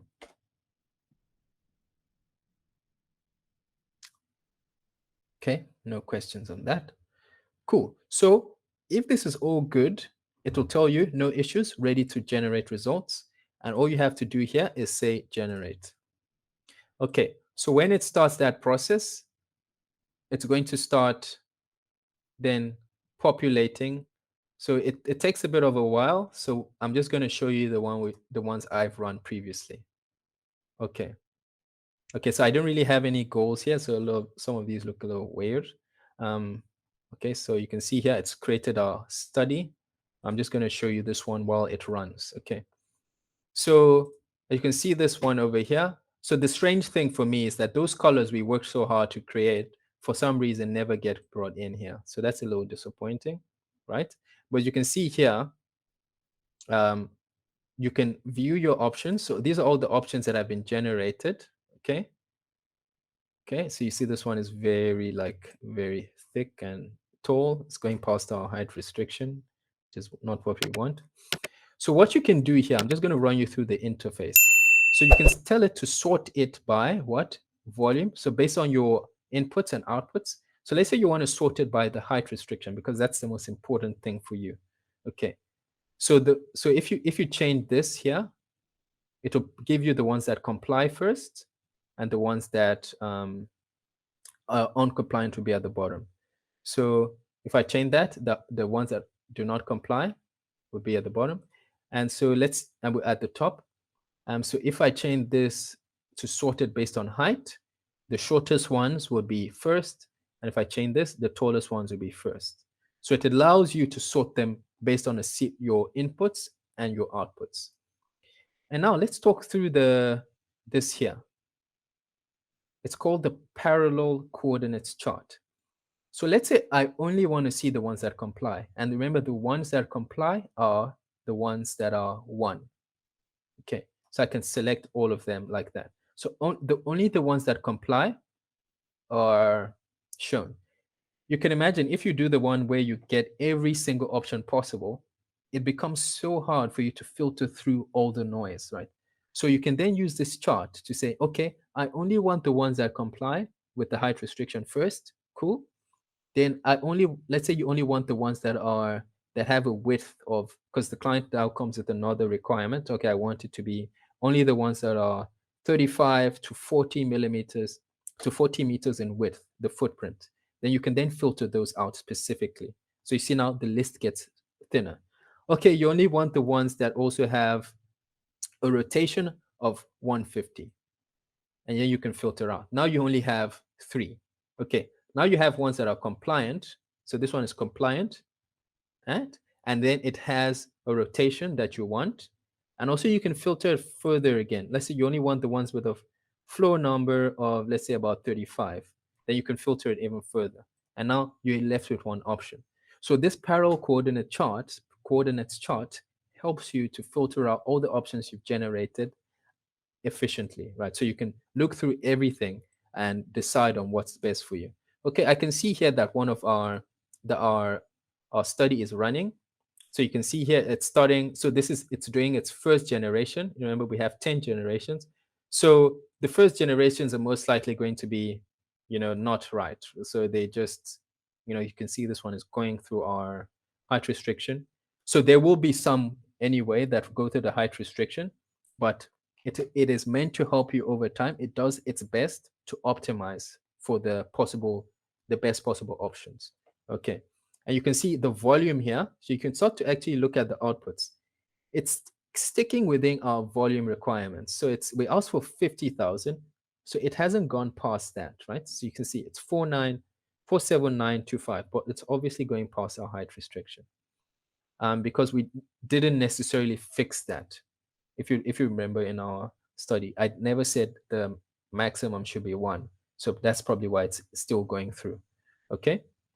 So if we look here, it is still sticking below the 50,000, right?